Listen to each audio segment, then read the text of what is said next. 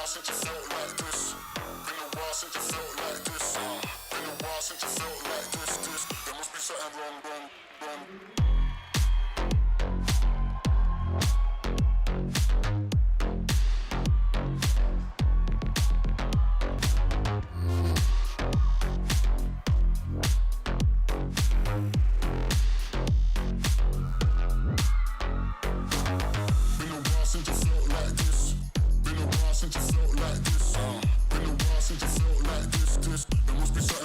I guess I felt.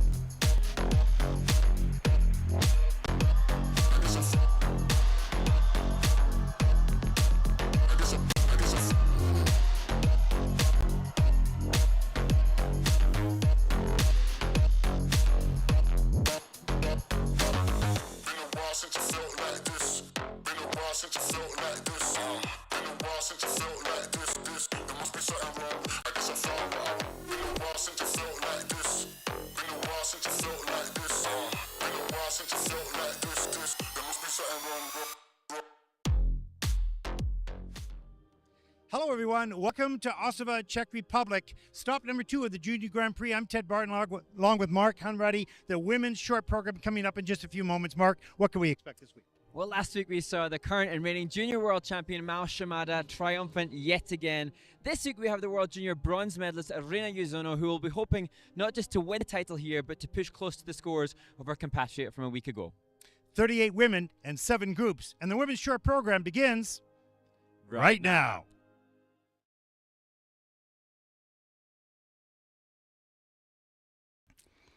Welcome back, everyone, to Ostrava, Czech Republic, as night falls over the buildings, over the city, and we enter 7 groups of the women's short program. Mark Hunruddy along with Ted Barton here as we do a flyover of the Ostrava Arena, a beautiful facility. It really is an incredible facility, and not only is the arena quite magnificent, but also the training rink, an Olympic-sized rink, and there's a track here which offers a brilliant warm-up area for the skaters as well. We thank the judges as we take a look at the panel for this event, for all the time and effort they spend on their job, and the technical panel as well. They take time off work and wait from families to come here to officiate. We thank them for all the time that they give to the sport of skating. Mark, do we have, as we watch the first group take to the ice, there's 5 skaters as we take a look at the start order. Any questions? I actually don't think we have any new questions, so therefore there's an opportunity for us to extend, again, an invitation to the skating fans listening to please do send in any questions that you may have. What we do have, Ted, is we have the knowledge that my 11-year-old son, Lukasz, and my 7-year-old daughter Leola are watching. So it only took 3 years for them to do that? Yeah. Well, to say that my son is an ice hockey fan, the fact that he is watching and listening is quite a testament to us. I am absolutely thrilled that he is listening to. He's a hockey player. He's playing in the league. I'm a hockey fan. In fact, I played hockey before I ever figure skated. And then I went to skating, and I still play hockey as an adult hockey player as well. I love it. I love figure skating more, but I can't do it anymore. You do the split still. Can't do that. And I love the game. It's a great game, no question. And the skills of skating are not taught any better than that of a figure skater. And many NHL teams, the Edmonton Oilers are taught by David Pelletier, Olympic champion from 2002 in pairs. Barbara Underhill taught the New York Rangers plus the Toronto Maple Leafs. Wow. And there's some others. Victor Kratz is ice coach. He doesn't teach an NHL team, but he does teach a lot of the top NHL players, or some of the top NHL players individually. So Connor Bedard was taught by figure skating coach Bruno Del Maestro. Just a lot of figure skaters teach hockey, top teams how to skate. Which is, only serves to affirm that, of all the disciplines, figure skating, the mastery of the blade required to be successful in our sport is so cross-relatable. And I think I mentioned on last week's feed that, a figure skater that I knew who could land triple salto went on to become one of the best speed skaters in the world. And you've just mentioned multiple world champion ice dancers who have gone on to teach the best hockey skaters in the world. There's no question, because the use of the edge, hockey players pretty much go straight up and straight down the ice for the most part. But the best skaters, if you watch, like a Quinn Hughes out of the Vancouver Canucks, he's one of the top players. He just competes purely magical because he knows how to use the curves, how to maneuver in a very tight spot. Not only skate, but take the puck with him. You see, I can skate in very small spaces, but I can't bring the puck with me. Right. So, Lucas, you've got your dad there for skating skills.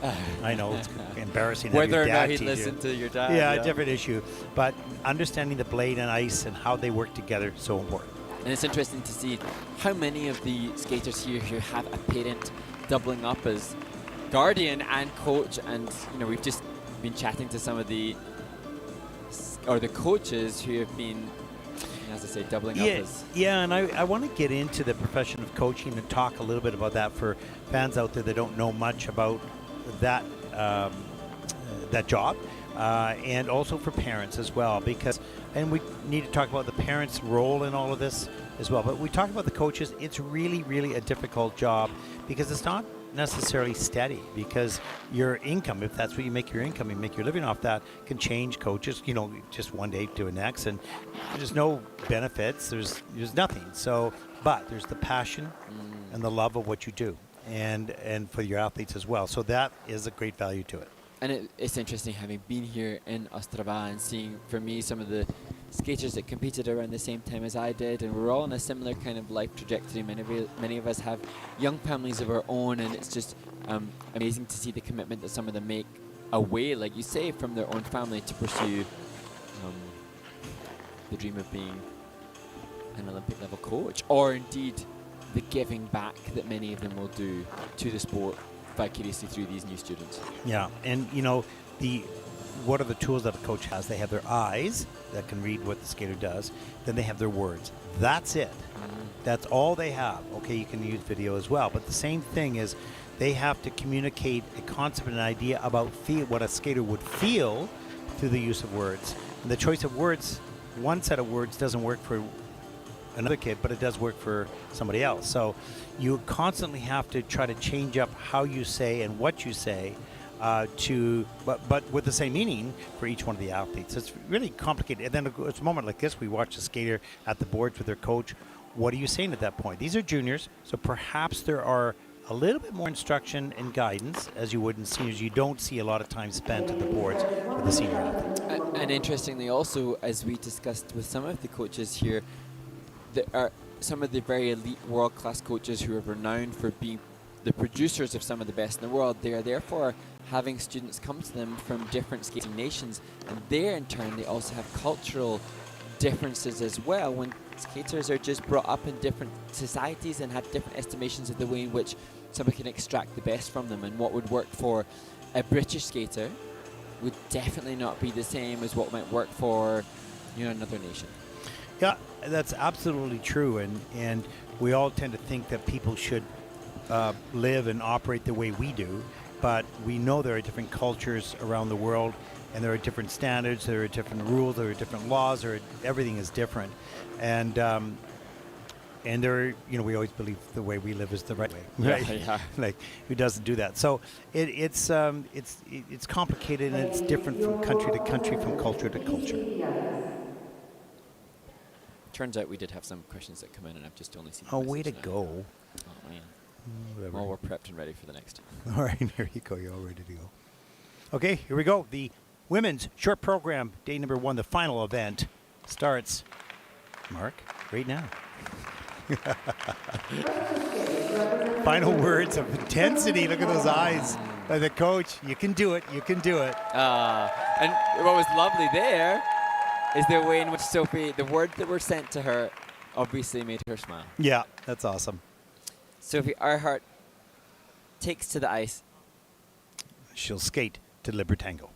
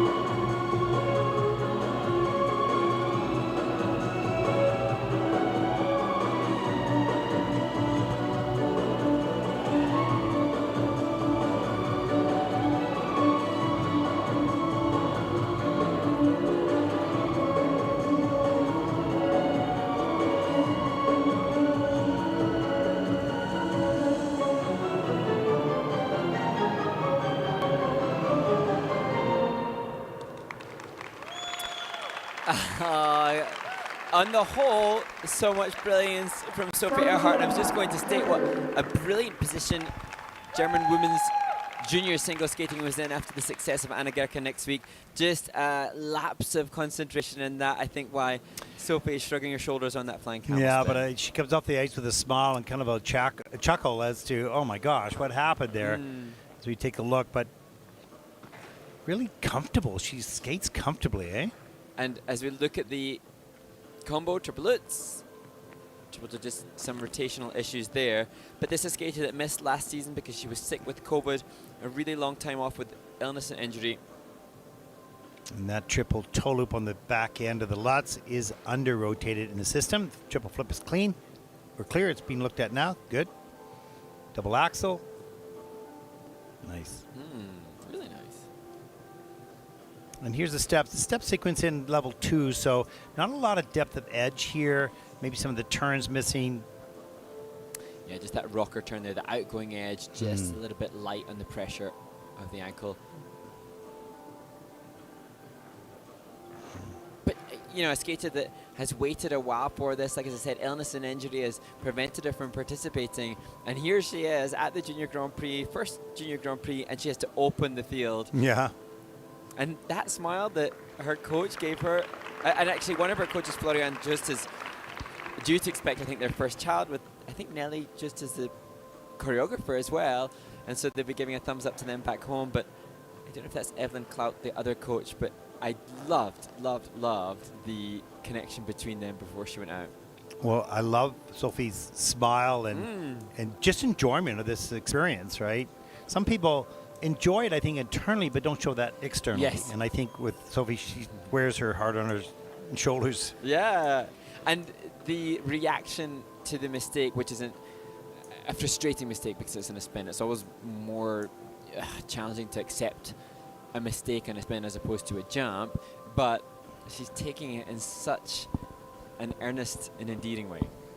What would you be doing, throwing a tantrum or what? I'd be stropping all over the place, just throwing my skates out. Oh, no, not you, Mr. Positive there.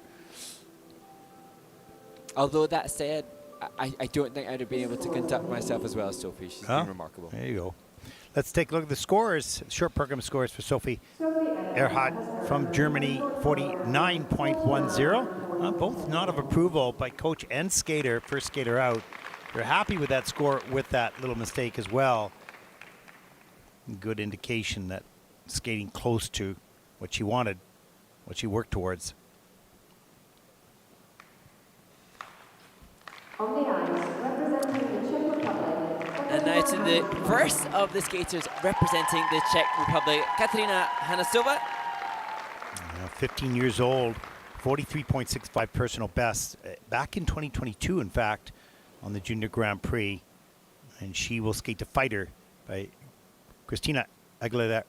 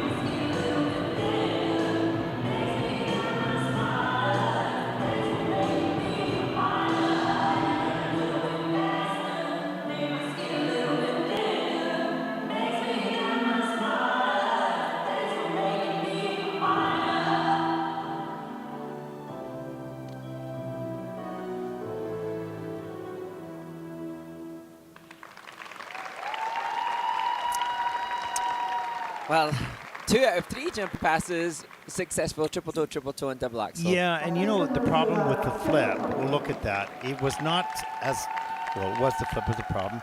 It's what she did after.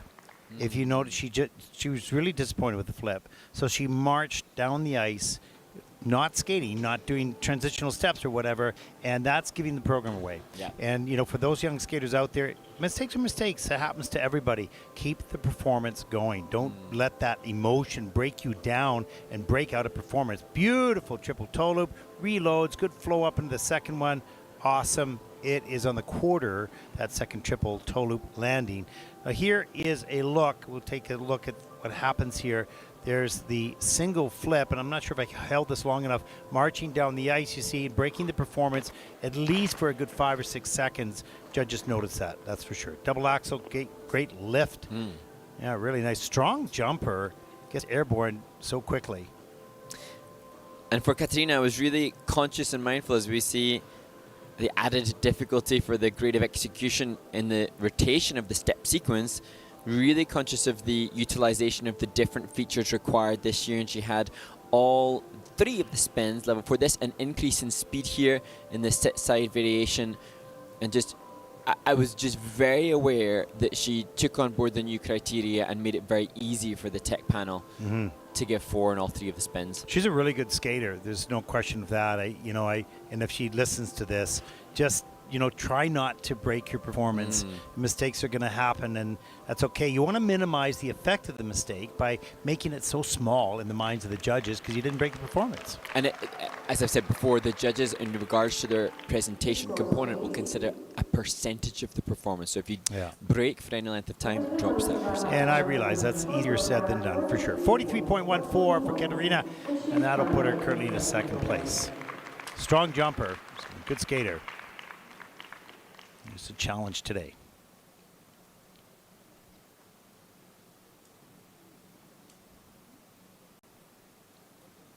Next to skating, representing Croatia, Lena. Coach Nelamboom gives final parting wisdom to the next skater, 16-year-old Lena Kusak. And Lena had a personal best score, 45.71 last year at the Junior World Championship. And she'll skate to a very popular piece of music that's been used many times, but nevertheless it's still beautiful to listen to, that's for sure. She'll skate to Never Enough.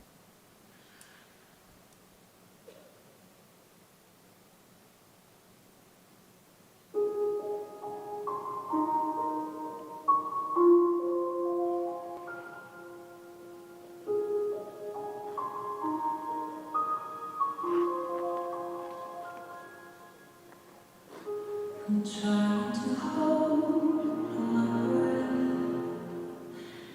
let it stay this way, can't let this moment end. You set off a dream, getting louder now, can you hear it echoing? Take my hand, will you share this with me? Starting without you. All the shine, 1,000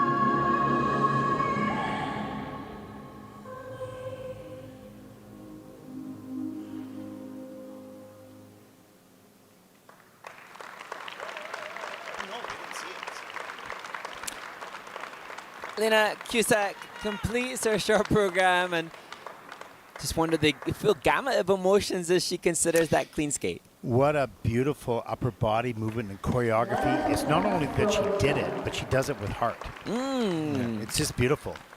And some of the skaters, definitely skate as directed, but that did seem to come more from the soul. Well, I think she directed herself, emotionally. Yeah. That was really lovely. And you could see her love for skating. And watch the movement. It's not just short movements, all the way down to the knees. The head goes up, the arm goes up, right on the toe pick. Beautiful sensitivity and working directly with the phrasing of the music and the phrasing of the movement. And here we see the triple flip. And it is on the quarter on the landing. That's okay. Still stood up. Nice. And we come down the ice. There's the triple. That's good. Lift on that up into the double toe loop. And that Lutz has a under rotation. Double axel. Hangs onto that landing. Really well choreographed on the landing extension. And here's some of the steps. And as we see Lena skate that clean performance, I love the fact that she looks so joyful here. And it looks, not just joyful in the performance, but satisfied and joyful with the performance. And now because it's a clean skate, this opens up the awareness for Lena. She's delivered, she's done her job, and now the feedback from the judges is absolutely critical as she shapes hearts with her coach, Ellen Boom. And a big smile. Big smile. And so, I've just had a bit of an insight into what the judges are feeding back here for Lena in regards to the score. And so she may, with a clean skate, have hoped to be pushing closer to 50, which she had a 45 at Junior Worlds in 2020, earlier this year. There's still that need to keep pushing the skating skills and to keep considering the creative execution. Yeah, the cue on the triple flip and the under rotation of the triple Lutz. So that she has a GOE of a minus 1.06 and a minus 1.42. So she's losing almost 3 points on that on those GOEs. Yeah, and the skating skills component score is still under the 5 marker. So I don't think it would take a lot for her to push No, above that. I don't either, because she's lovely in so many other areas. Let's take a look at the score. 44.86, and that'll put it currently in a second place. Lena, you are a beautiful skater, a wonderful performer. There's just some little things here and there that are going to shoot that score up quite a bit, but we really enjoyed that performance.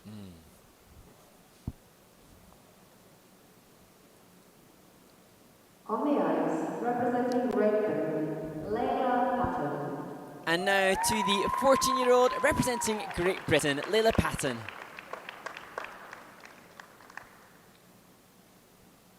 Not a lot of international experience, so this will be a thrill for her right now as she'll skate to Otano.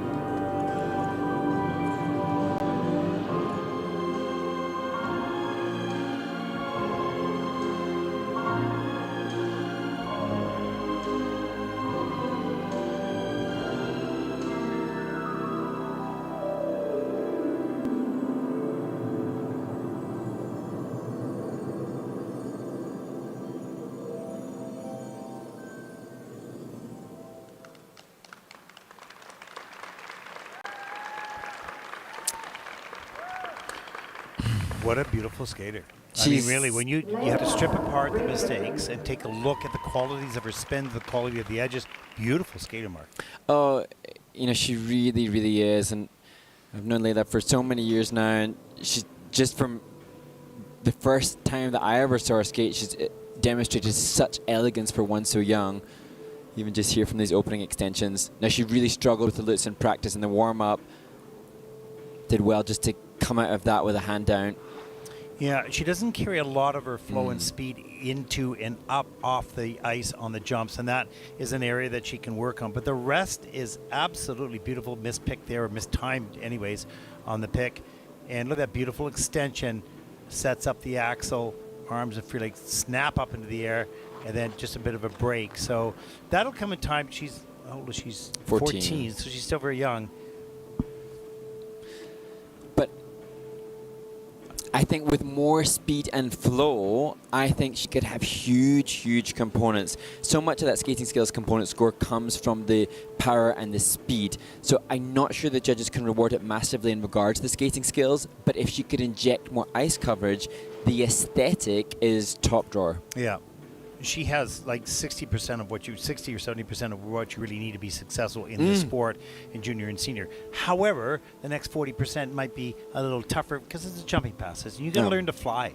You have to take momentum and fly. And it's a bit of a risk in the beginning as you're learning to do it, but that momentum is energy. Yeah. And if you use the energy properly, it takes you through it. It really does. And she's a beautiful, beautiful skater. And kudos to her coach, Andre Lutai, for helping her to amass the triple jump content. Layla Patton has earned in her short program. Short program score 44.01. That'll put Layla currently into third place.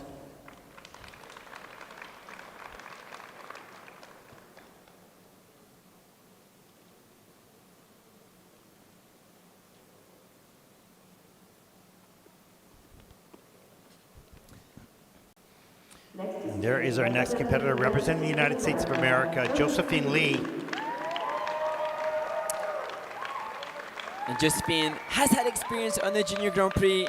And now we're treated to her increasing maturity on the ice as she starts her Junior Grand Prix 2024 campaign.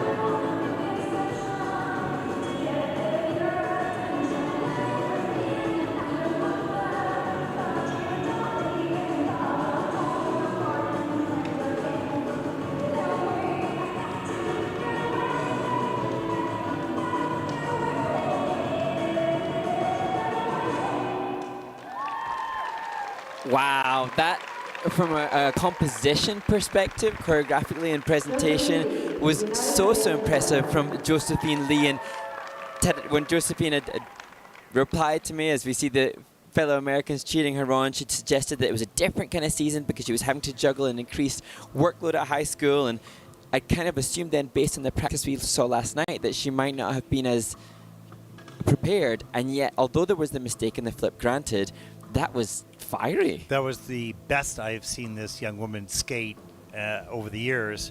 Just right on cue, sharp and crisp. The double axel flowing across the ice, strong back, holding that landing edge, showing the control. That was so beautifully done and intentional as well. There's the triple toe loop, reloads, keeps the flow up into the second triple toe loop. That was swish. She's choreographed by Massimo Scali and Caitlin Weaver. So we take a look. There's the triple flip, and that is in at an under rotation. Okay. And Caitlin had said that she'd done the short program, this one, and her goal was to feel fierce and empowered. And Caitlin had mentioned that she loves how Josephine captures the spirit of the music.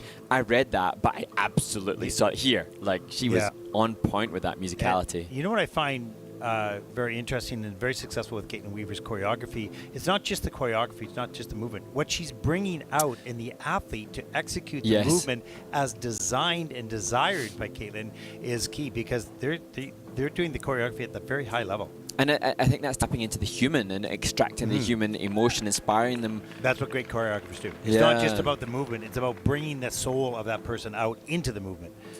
And that's sometimes a challenge. Absolutely. And kudos to Coach Amy. Yeah.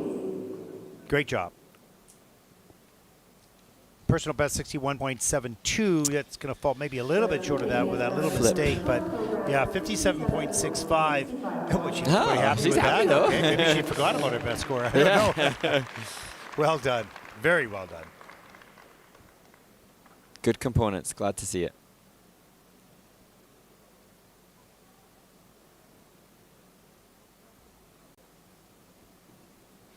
Okay, here we go. We have another group, number 2. That warm-up flew by. Yeah, that's great. Well, there was 5 in it, and it was pretty fun. Yeah. And we have questions. Okay, let's go. Questions. We have questions. Q&A period. So, an excellent question has come in reply to the International Skating Union's Instagram story post. A question from @Marianne_Krohn. Are step sequences choreographed for level 4 but rarely get it because of execution? I don't think they're all choreographed for level 4, because I think it depends, particularly in juniors, depends on the skill level of your athlete. If you are choreographing something to be above the abilities of the skater, then you're asking for a minus GOE and a risk perhaps of a fall. So I mean, they think they would love level 4, but I don't think they expect it. Now, there are some that get level 4. The high level of skaters in the juniors do, but it's not common on the Junior Grand Prix. And but the seniors, for sure, they will be choreographed at a level 4. Yes, and what's so pivotally important for the step sequences are the number of callable clean turns. So whilst there are 4 different features, they are also, the skaters have to have rotation. So lots of rotation going in both directions for a third of the rank, and they have to showcase body movement. That's why you'll see them moving up and down and twisting, weaving and winding. And they have to do combinations of turns, 1 on each foot. But those features aren't as important as they are only dependent upon the number of callably clean turns. And we see Rena Yuzono now, when we see this caliber of skater doing their step sequence, the ingoing and outgoing edges of all the difficult turns will be very clean, and that's what will make a big difference. And that is the technical detail of accomplishing a level 4, but quite often the step sequence, particularly in the juniors, is used for your performance, to raise the level of your performance. You don't have to jump and you don't have to spin. So your choreography allows you to perform at a higher level. You might be getting a little bit better PCs, but maybe not capable of all the clean turns yet. And what I would say in regards to the step sequence, the number of clean turns that need to be done in a singles skater step sequence that need to be called by the panel for level 4 is 11. For the ice dancers, it can be as low as 5. But what tends to be the case for the technical panel on the ice dance is that the depth of edge to be achieved and deemed clean is much greater. And I have choreographed for single skaters. They'll be saying, "Oh, I want to get all the features for level 4," but for me, that's all well and good. But if they don't have the quality of depth of edge, that's like, "Well, honey, you ain't got that. You ain't need to work on that." Well, yeah, Depth of yeah, edge. yeah, absolutely. Well, we got to make sure, that communication about the quality and the depth of edge is important, is as important, if not more important, than the turn itself. Anyways, what's your next question? Well, it's actually a question that I didn't know the answer to, and so I've had to. My friend has You had to sent that. you had to make up the answer, right? Yes, yeah. What is it? So why is the kiss and cry called kiss and cry? And the kiss and cry area is an official term, and the area is officially called kiss and cry, and identified in the ISU Constitution and Regulations. It was coined by Jane Erko, part of the organising Jane committee Erko, of the okay. 1983 World Figure Skating Championships in Helsinki. Yeah. She commented with others that skaters would kiss and cry in the area, and the name was a joke at first, but it was introduced in the regulations. Well, that's a great story. I met Jane Erko several times. Yeah. Wow, that's cool. But I didn't know that, so I have to thank Teresa for the increased knowledge for the skating geek that I am. She's like the info bank. Love it. Love it. Okay, what else you got? Is the ice better in a colder rink? Okay, well, no.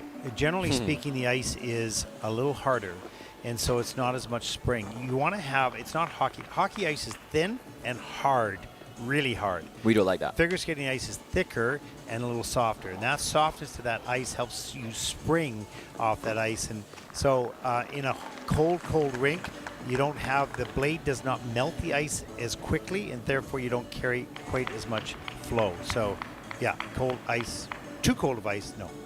And some skaters can be very picky about their ice, and Ice dancers, eh? ice dancers. Yeah. Well, maybe, but I also think this, for me, the ice was more of a big deal if I was jumping, Yeah. because then I was more conscious that some ice felt easier to jump on than the hard, cold hockey type ice. So another really interesting question from @penguin260510. Do you think more technological solutions can be used in the near future to facilitate judging? More what?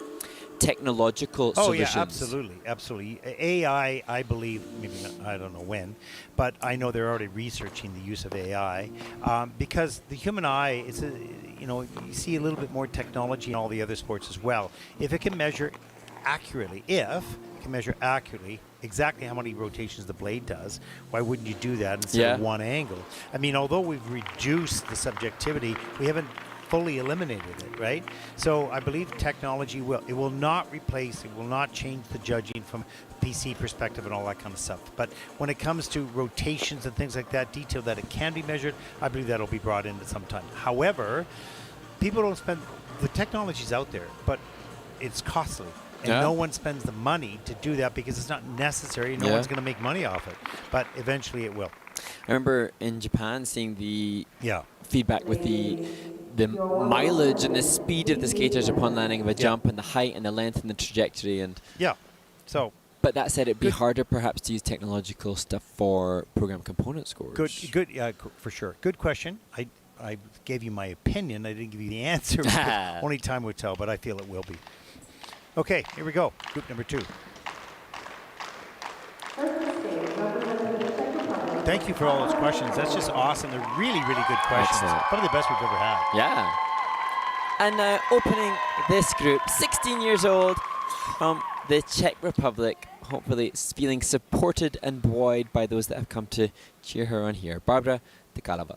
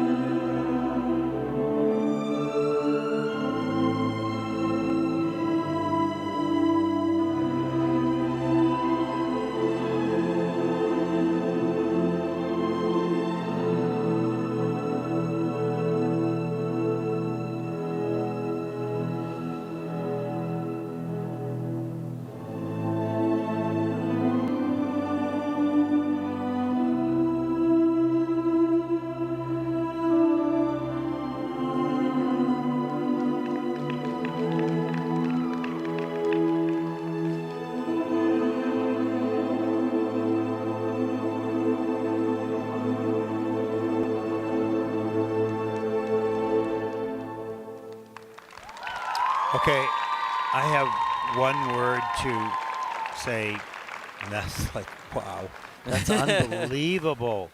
Such beautiful, beautiful movement. I haven't seen quality movement like that on the juniors. I mean, we've seen some great skaters, but not of that quality. I don't know, technical elements, there's little things here and there, but wow. And this, again, the sincerity of the movement. The purity. Mm. Look at right in here. Look up as she slides. Every detail, every moment is not cheated. There's the triple Lutz. Gets up into the double toe loop. Not a lot of flow through that, so that she's going to lose a GOE on that, minus 1.38. Double axel. Look at the little falling leaf there. And watch the spin. Beautifully centered, flexible, pulls the leg back up. It's actually a nice variation on the donut with the feet a little higher. Mm-hmm. And that flying camel is in level 4 with a plus GOE. And there's some nice edge work up into the triple flip, which she looked like she almost had. Didn't get the free leg back in time. Just that backward movement on one foot.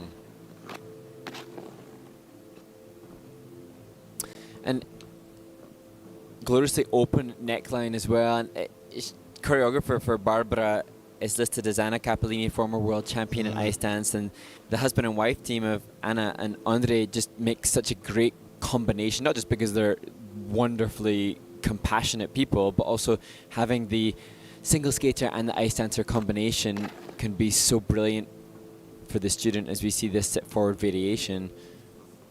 I mean, I think if this young woman had those jumps clean at the level that of the top skaters, those are just a few seconds in the program, she would be absolutely a contender because everything else is of the highest quality. And her brother Jakob competed earlier in the men's short. He had a 51.58 after his short program. Mom and dad are through the mill of emotional stress and anxiety as they watch now their second child competing. We feel for you. Oh, yeah.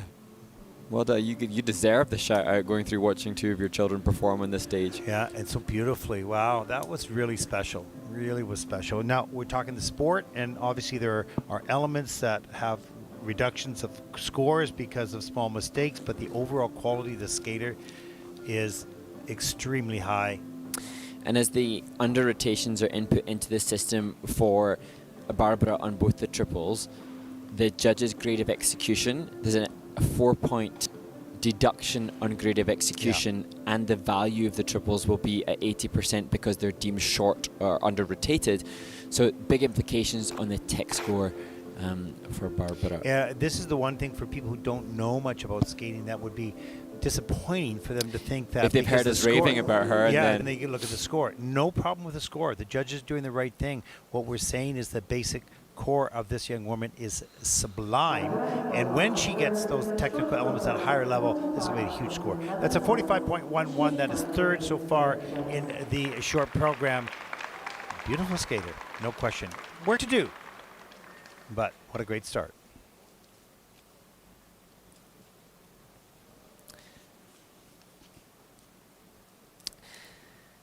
On the ice, representing Mihogo Higuchi supports her student now, Reina Yuzono. What are the words I wish I could tell Ted? But certainly this combination of coach and student had great success last year, en route to both a third place at the Junior Grand Prix final and then more recently a third place at the Junior World Championships. Yeah, 67.87 personal best last season. Écoutez-moi, moi la chanteuse, j'adore. Parlez de vos amours, pas vos amours. Parlez de cette fille aux yeux bleus et de son rêve fou. Moi ce que je veux, c'est écrire les histoires qui arrivent.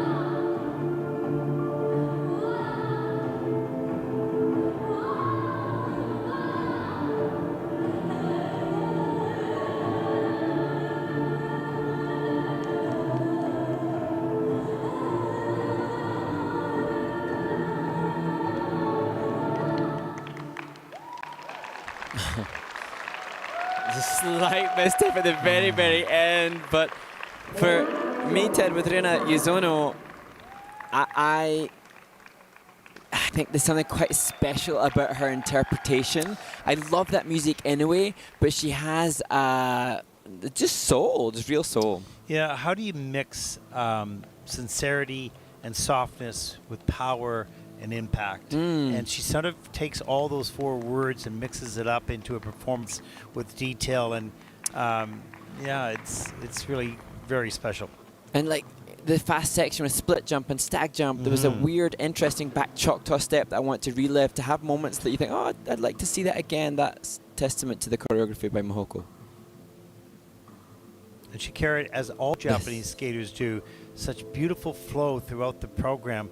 It seems effortless. And this is the one thing we talked about, that you most need to be a good skater. You need to be able to skate effortlessly. And that takes a long time. The jumps are somewhat simple compared to the overall skill of skating. High-level skill of skating. And here, just that moment on the knees, a little bit different to anybody else. This, just to see that flow and glide. Look at the depth of edge even on the mohawk and then into the bracket. But the constant undulation of the body within it. And the different dimensions of her energy. She had soft, delicate energy. She had sharp energy. Even here, she's articulating different nuances with her body. Now, less tangible in terms of score, but to me, I think that's the kind of movement that will generate fans and followers. Yeah, I want to watch it again. Yes. Right, really. And that, when a skater makes you do that, then you know you got something special. When we compare, because we have to make the comparison with Mao Shimada, spins not of the same grade of No. execution, No. and the triple lutz was under-rotated. But she has something different and maybe a little bit more special performance I than Mao. completely agree. Oh, well, thank you. Finally. I wholeheartedly, and I admire your bravery for saying it. Yeah, I don't mean that to be critical on No. anyone. Okay, let's take a look at the scores. For Rina, a 64.41. That will put Rina Mizuno from Japan currently into first place. Maybe they want a little bit higher score. Yeah. Potential's there. It's a beautiful program. Just keep working on it. Now it sort of settles in. Good job. What a charm.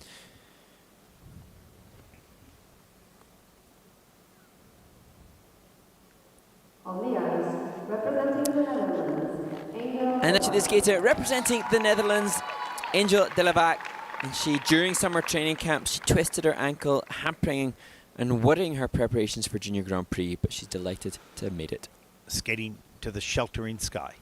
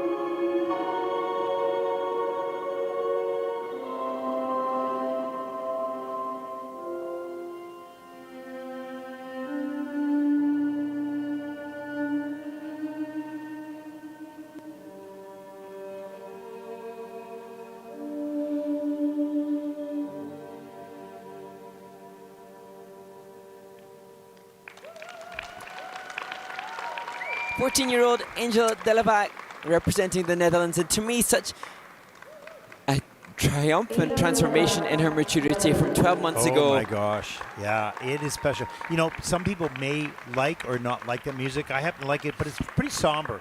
But her choreography and her commitment to the full range of movement was absolutely exquisite. It drew my eye to it. I said, wow, this is a very, very mature performance for a 14-year-old. Yeah, I had to double check that I'd written down the correct age. I was having to check, is she 14?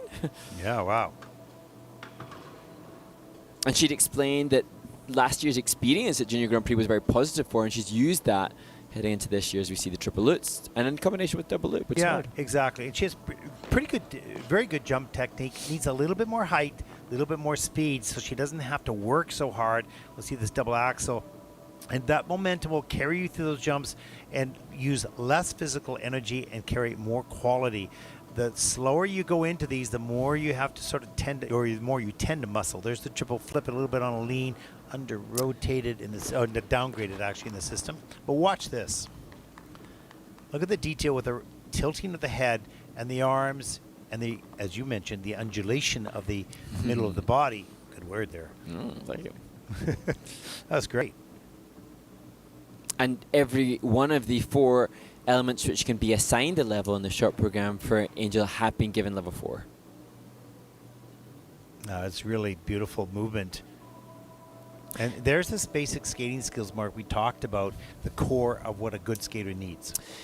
Yeah, and it's interesting, again, harder to visually recognize on screen than in the arena. And they're definitely the most popular finish position of the season thus far. As Jorik Hendricks joins Angel in the kiss and cry. Good that she's got her coach to join in the shape parts.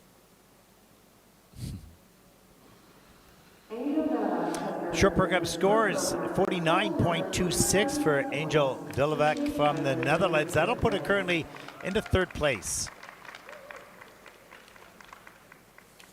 Still early on in this women's event, lots more to come. So those numbers will move around as we see our next competitor. Representing Japan, Kaoruko Wada, who was so elegant in practice this week.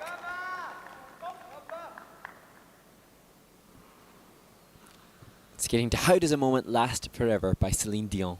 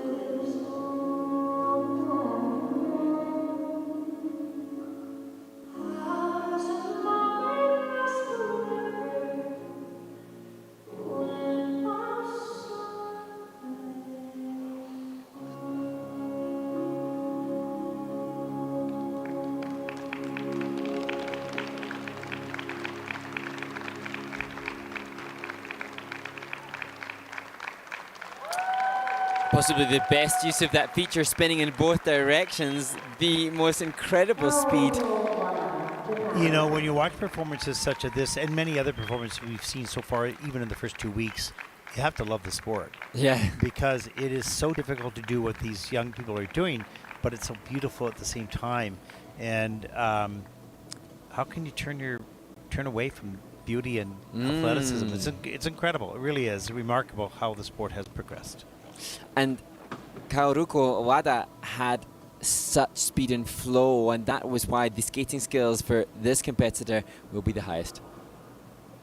Look at the speed on that double axle, just flying across the ice. Look at the riding that edge, then into the back inside 3 turn. Here's some of the steps. And now we go into the triple Lutz. Triple toe loop. She had to work hard to get that triple toe loop done. She does. And again, see Love how the that. blade runs onto the rocker. More ice coverage. Every stroke or glide lasting more than anybody we've seen. And I believe those viewers out there that don't know much about the sport could even identify, well, this is a superior skater. They may not know exactly why, but it's effortless in many ways. It takes effort, it does, no question, but it appears to be effortless. And this, a feature not many have used because they cannot keep the quality up. The quality of that change of direction. Yeah, and the speed too. Amazing. Absolutely lovely. And so when I was researching about Kaoruko, I was realizing that she was third in the short program at an event in Japan, the Gensen Summer Cup. There were 110 junior women in that event in Japan. Such is the interest in the sport there, such is the volume of participants. I don't know how they managed to judge I was gonna 110 say, women. And that surprises you? Well, just Look at the quality of the skating. oh, exactly. We're seeing the best of the best. 67.21. She's happy with that. A little shoulder rise, and that will put her currently to first place. That's beautiful. Special moment. You see Josephine Lee hanging on to third place there, and she had a beautiful performance as well. Next to skate, representing Greece, Sofia Lapidou. And now from a skater who comes from a very established skating nation to Sofia Lampronou, who represents Greece. And this is a skater who trains in a tiny private ice rink.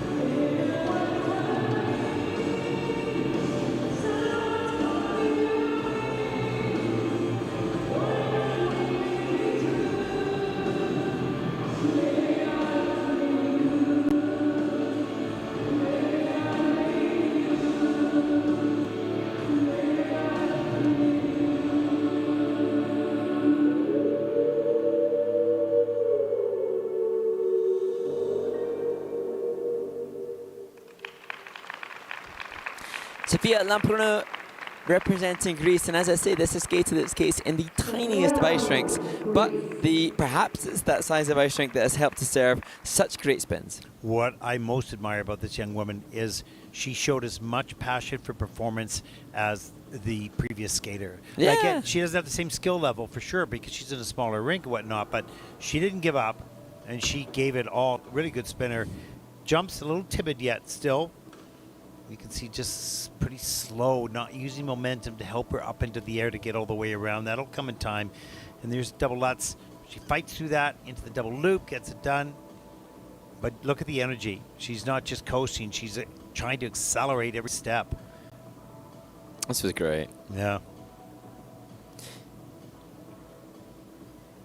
And good. That bracket was good in terms of the edge set. Good deep edge and leaning back as well. And leg kick, the energy throughout each one of these steps and curves. There's the loop, double loop. Not double loop, but loop. Yeah, all of these edges have good glide, good fundamental skating skill. And interesting that Sofia, as I mentioned, trains in that tiny ice rink in Athens, which is closed for 3 months in the summer. So she and her coach Paniotis had to go to Romania to be able to prepare to compete in this event.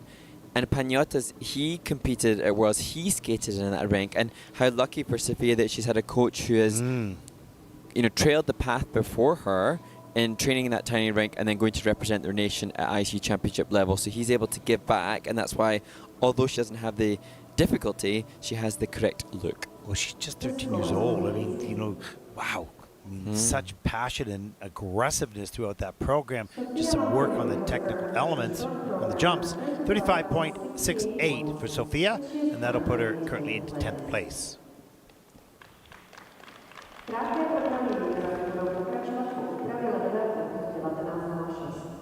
women's short program will continue after the ice resurfacing at 7:06 p.m. Okay.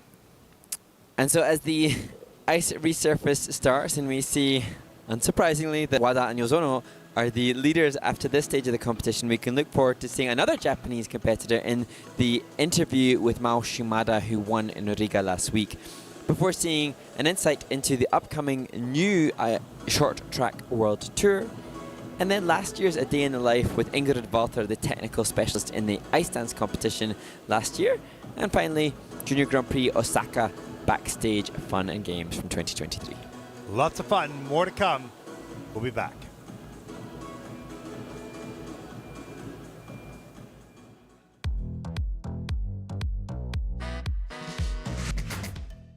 Omedetou gozaimasu. Congratulations. So you were the expected favorite coming into this competition. Were you excited to start your new Junior Grand Prix campaign? またこのジュニアグランプリシリーズにまた出ることができてとても嬉しく思ってます。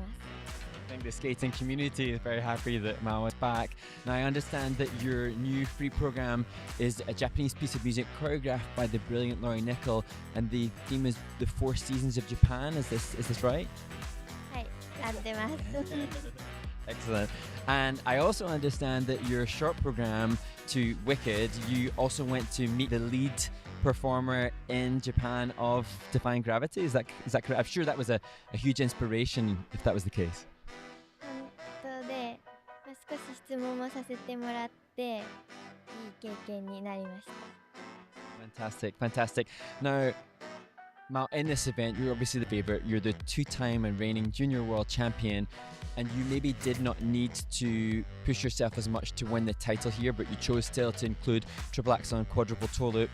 I understand also in practice you're aiming to push yourself even further. I gather you might be working on quad loops as well. Is that the case? で、4ルーツも少し練習してるんですけど、まずはアクセルと4回転トーループが安定がまだしていないので、そこをメインに今年もやっていきたいと思います。 Amazing. Well, you've won 2 junior world titles already. I imagine that is the goal for the season. Do you have any other goals for the remainder of this season? 今シーズンももちろん世界ジュニアで優勝したいという気持ちはすごいあるんですけど、それより私は表現力も評価してもらえるようにしたいので、ジャンプだけではないところを見せていきたいです。I think I just wanted to extend our thanks. I think the skating community is just so grateful and glad to see you back and wishing you all the success for the rest of the season. ありがとうございます。ありがとうございます。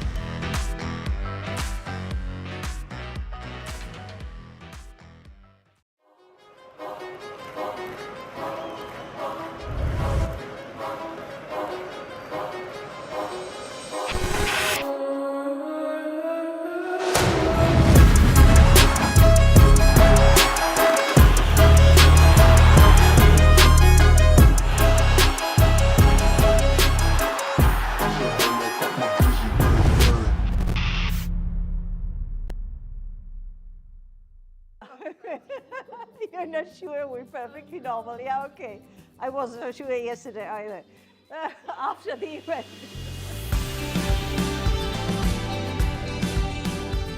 Hi everybody, I'm Ingrid Charlotte Walter. I'm an ISU technical controller for ice downs and an ISU referee for ice down singles and pairs.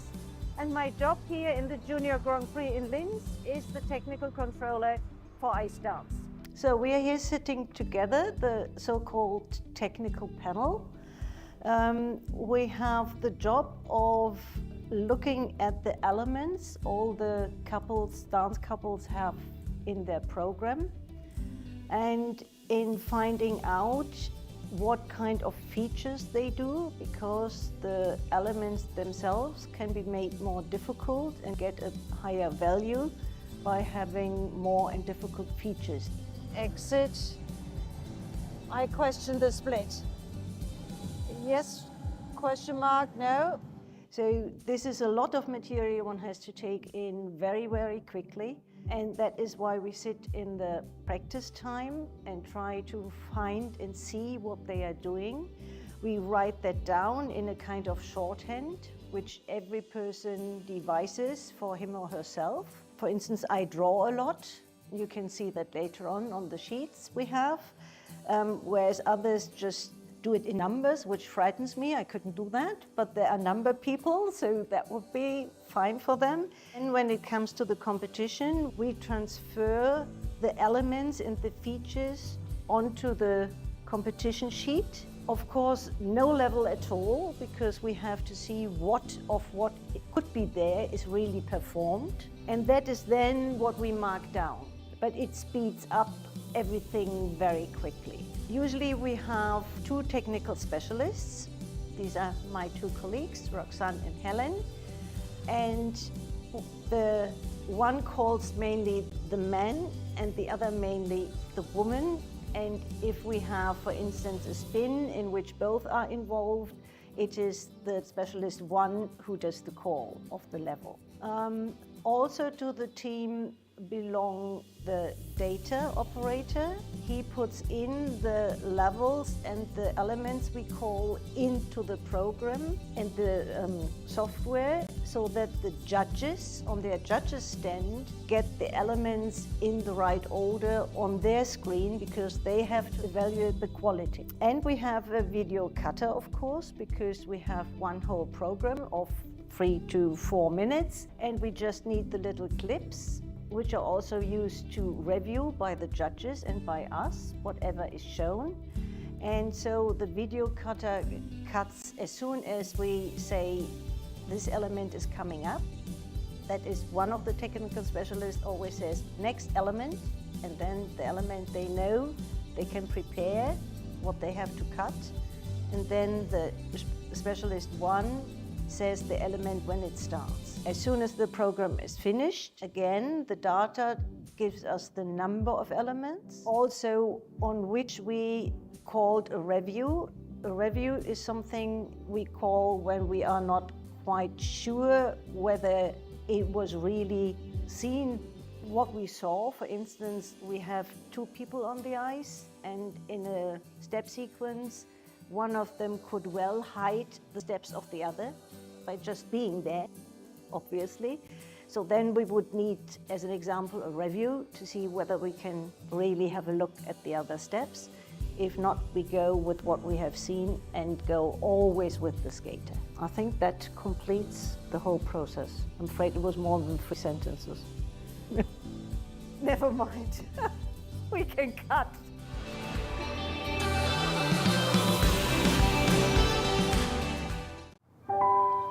Welcome to Osaka.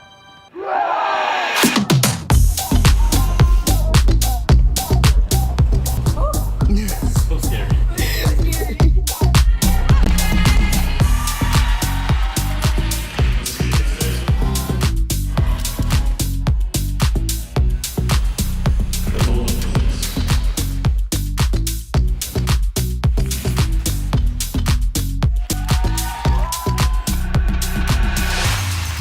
Number 2.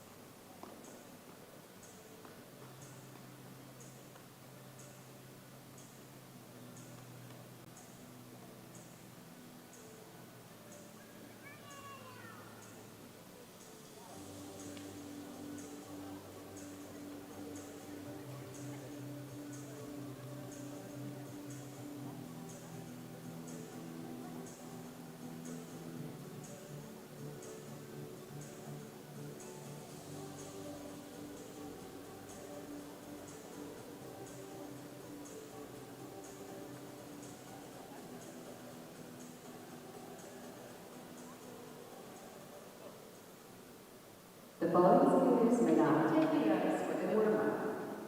From Slovenia, Viktor Kas. From Azerbaijan, Selina Alieva. From France, Stefania Blanc. Welcome back, everyone, to day number 1 here in Ostrava, Czech Republic. The women's short program, group number 3 on the ice, Mark. And you've got a list of questions. Yes, we do. Oh, wait, just before we start. Oh. I wanted to remind everyone that tomorrow, for the last 2 groups in the men's free program, we'll have Jason Brown joining us from Toronto, where he trains. He's going to be our guest commentator tomorrow, working with Mark and myself. So that's going to be a lot of fun. And then next week, the 2018 World Champion Caitlin Osmond will join us for the free program, and Kathy Reed will join us for the free dance. So lots to come with our guest commentators and interviews as well. Sorry, go ahead, Mark. Yeah, it's definitely worth mentioning and acknowledging that that's something that's new this year and something that hopefully, if it's appreciated and welcomed by the fans as much as we think it will be exciting for them, then we'll be able to do more of that in the future. Yeah, and line up your questions for Jason Brown tomorrow, because he'll be on air with us live for the last 2 groups, and actually just before the ice resurfacing, before that second to last group. Okay, go ahead. And so then, again, thank you to those that have communicated already with the ISU and others that have come in, this time from @William.Brian. How do coaches identify talent in aspiring figure skaters? That's a really, really good question. Boy, I keep getting these good questions here. Very good questions. So many of the schools have their Learn to Skate programs as well. So they'll bring in, families that just want their kids to learn to skate. And they'll then move those, natural kids, natural skaters, if they will, into something that might be called like a junior academy or, a star program or whatever they want to call it, sort of elevated and more figure skating related perhaps. And then there are ladders, steps a lot in the ladder along the way. So they identify the basic glide, the basic love of being on the ice. That's the most important thing, those types of things. And then of course, as the skater continues to progress, are they musical? Are they physical? Are they wanting to jump, wanting to go faster? They're watching for certain signs in skaters. It's really, there are so many variables in our sport that contribute towards the creation of a world-class competitor. But certainly, I suppose, in the same way, sometimes it is hard for us to articulate the nuances of the sport and to verbalize in a short, succinct way what constitutes a good skater. For those of us that have spent their life in the sport, there's definitely an element of natural talent that our eyes can pick up, and as you said, Ted, the ability for glide. And you watch their love of being on the ice, because if they don't love being there, but they actually have good skating skills and whatnot, now you got to force them. What do you do? So yeah, the coaches don't. What's up next? And so the next question, a very good question, from @Toasty is the quad revolution affecting more artistic skaters who can't or don't do quadruple jumps in competition? Affecting them. Well, Jason Brown is a perfect example of that. I mean, because I've seen him do a quad in competition, but he chose not to pursue that. I mean, he chose a higher art form and a higher quality of everything he does to have as weapons to compete against those guys that have quads. So I don't know. It's a tough question to answer. Quads are important if you're wanting to win medals, because you're not going to win a world championship or Olympic Games without quads. That's for sure. For men, yes, that's for sure. And so they need to be part of your repertoire. If you don't have all the quads like Ilya has, then you're going to need to have 3 or 4 good quads with absolutely sublime other skills. And I think 2010 Evan Lysacek was the last time that an Olympic title was won without much to the jumps. displeasure of Evgeny Plushenko. Yes, remember that controversy? Yeah, pretty big deal at the time. Yeah. But since then, if we think of the world champions, we've had Nathan Chen, Yuzuru Hanyu, Shoma Uno, but all of those skaters have had an awareness of the composition and the presentation. And whilst the word artistry has been used in our discussions over the past week or so, the skaters, the word artistry doesn't necessarily come into the judging criteria. Yes. It's presentation, engagement, involvement, and that's the criteria which the skaters go to. Some skaters are very artistic, but that doesn't necessarily fall into the criteria. Yeah, and for the general fan that may say, what did you just say, Mark? Yeah. What does that actually mean?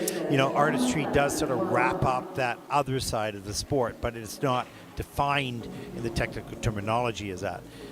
What else you got there, Mark? And so, next question. Very good one again. This time from @Catherine Bremna _R8. Are there requirements on what type of music the skaters can skate to? And actually, that was something that I became aware of this year with is it Click and Clear?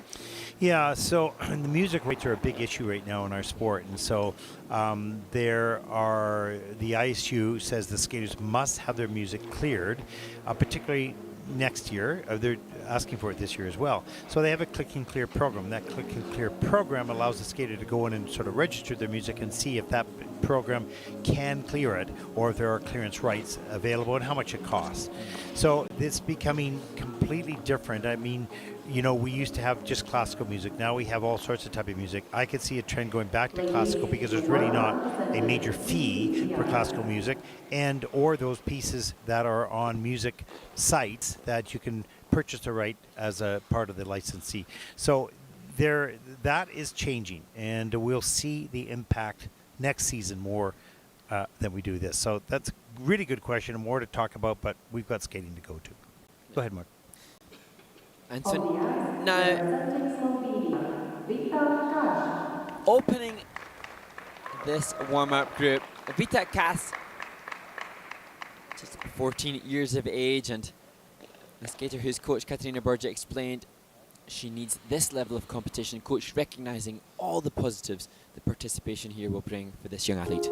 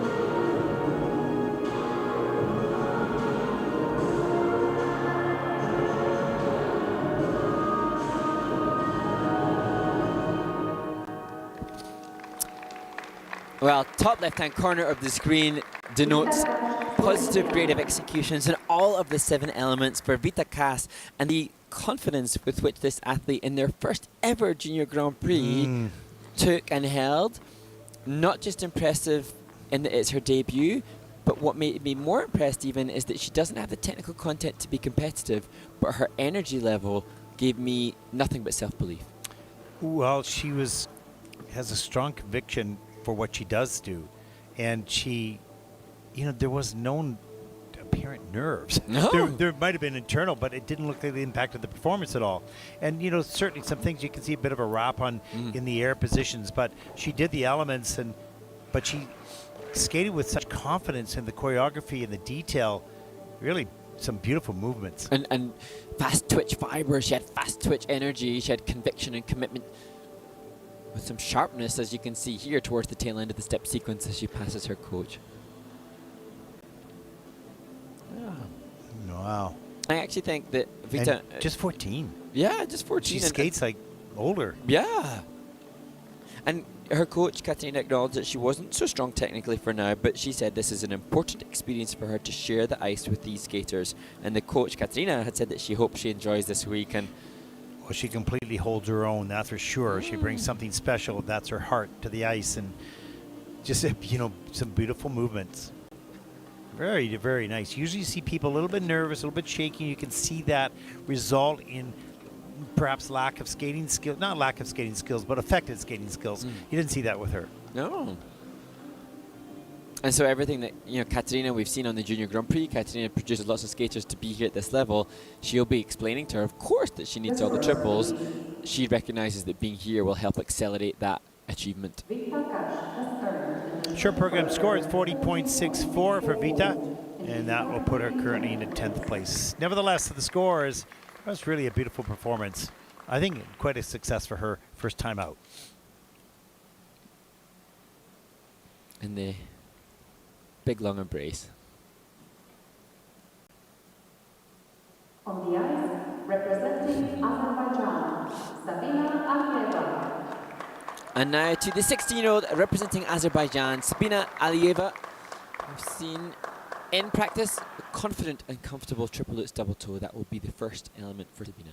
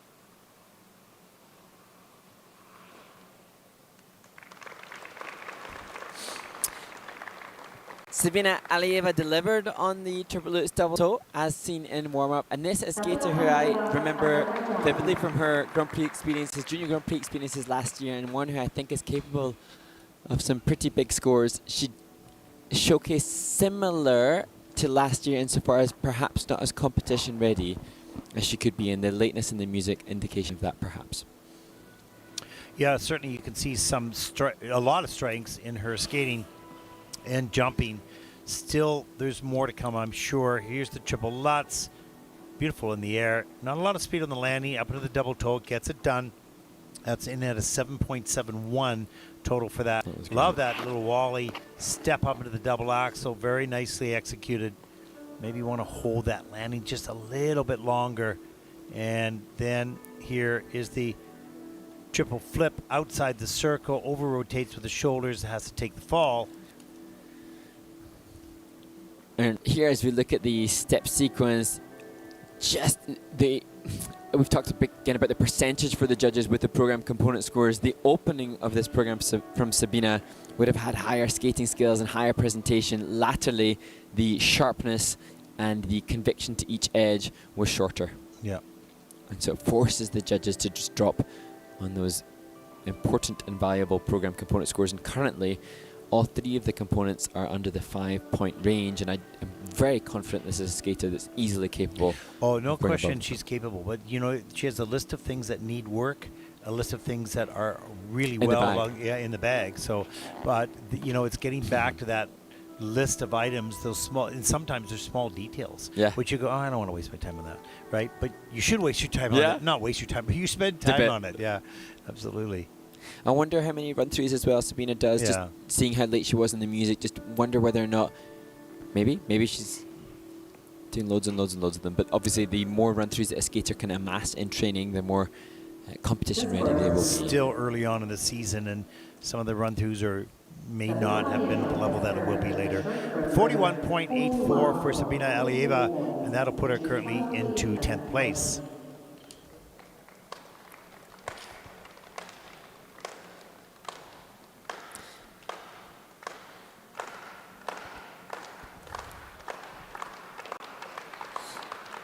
And now to a young woman who was just off the podium at 2 of her junior Grand Prix assignments last year, 4th in Austria, 6th in Hungary. Now Stefania Gladki starts her 2024 junior Grand Prix campaign. She was interesting on the practice a little earlier this week. And she's going to skate to Sweet Dreams by Annie Lennox.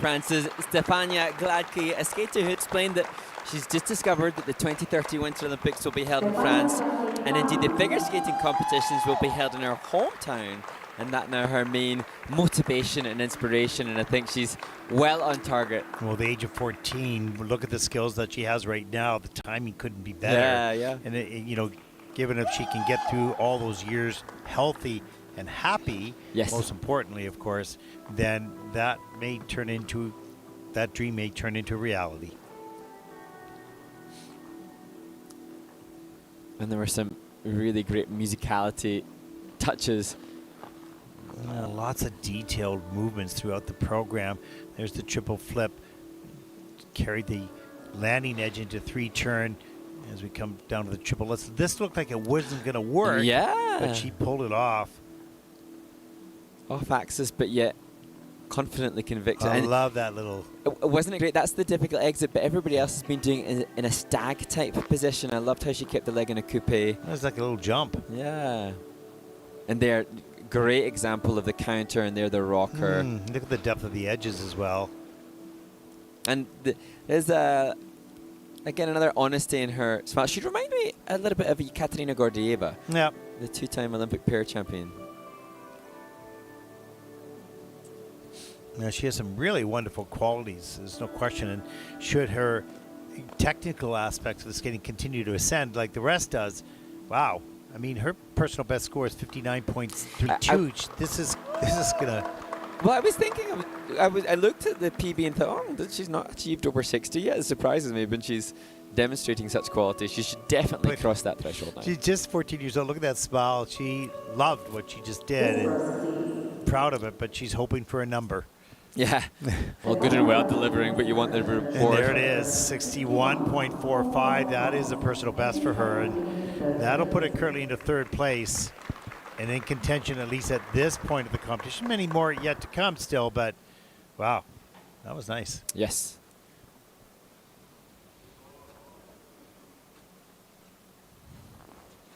Next to stage, representing Israel, Gabriela Ripper.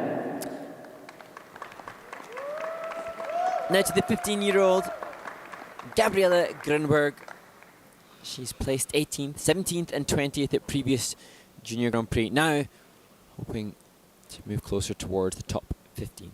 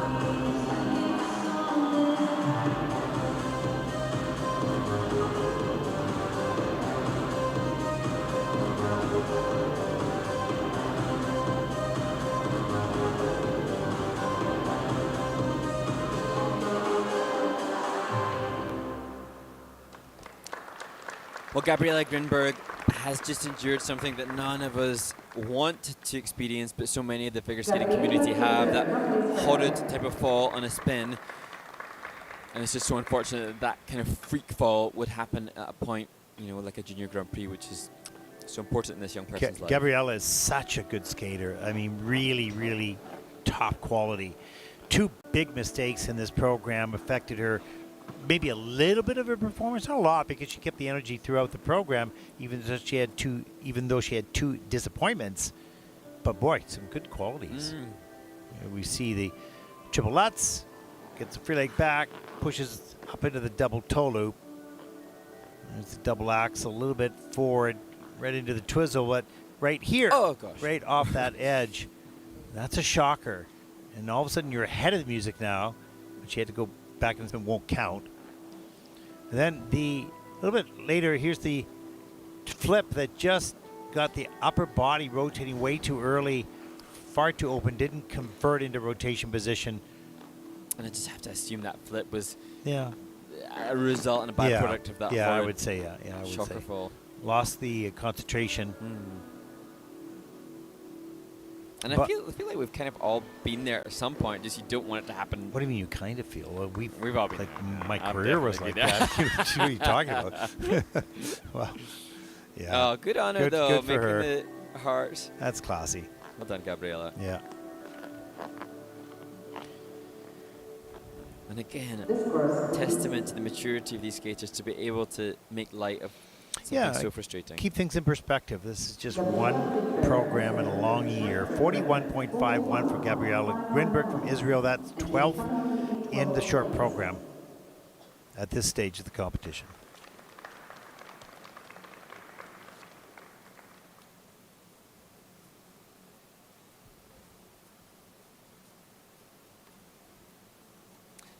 On the ice, representing South Africa, Jasmine Fitzgerald. And now to the skater representing South Africa, Jasmine Kutsi. Born in Kazakhstan to South African father and Kazakhstan mother. And she'll skate to I'll Take Care of You by Beth Hart.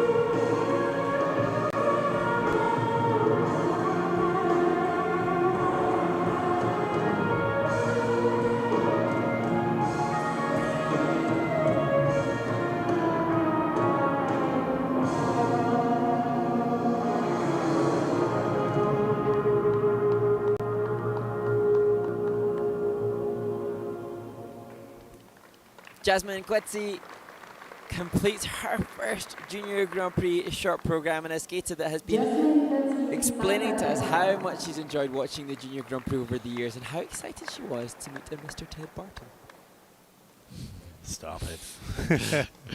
But again, it just impresses upon us the enormity of the occasion for these skaters and how wonderful to be able to finally make it here to participate. A lot of the skaters have been watching the Junior Grand Prix for years and sort of dreamed to make it, and now when they get here, they're thrilled. And that's exactly what we want on the Junior Grand Prix, to motivate and inspire skaters to get here and then to move on.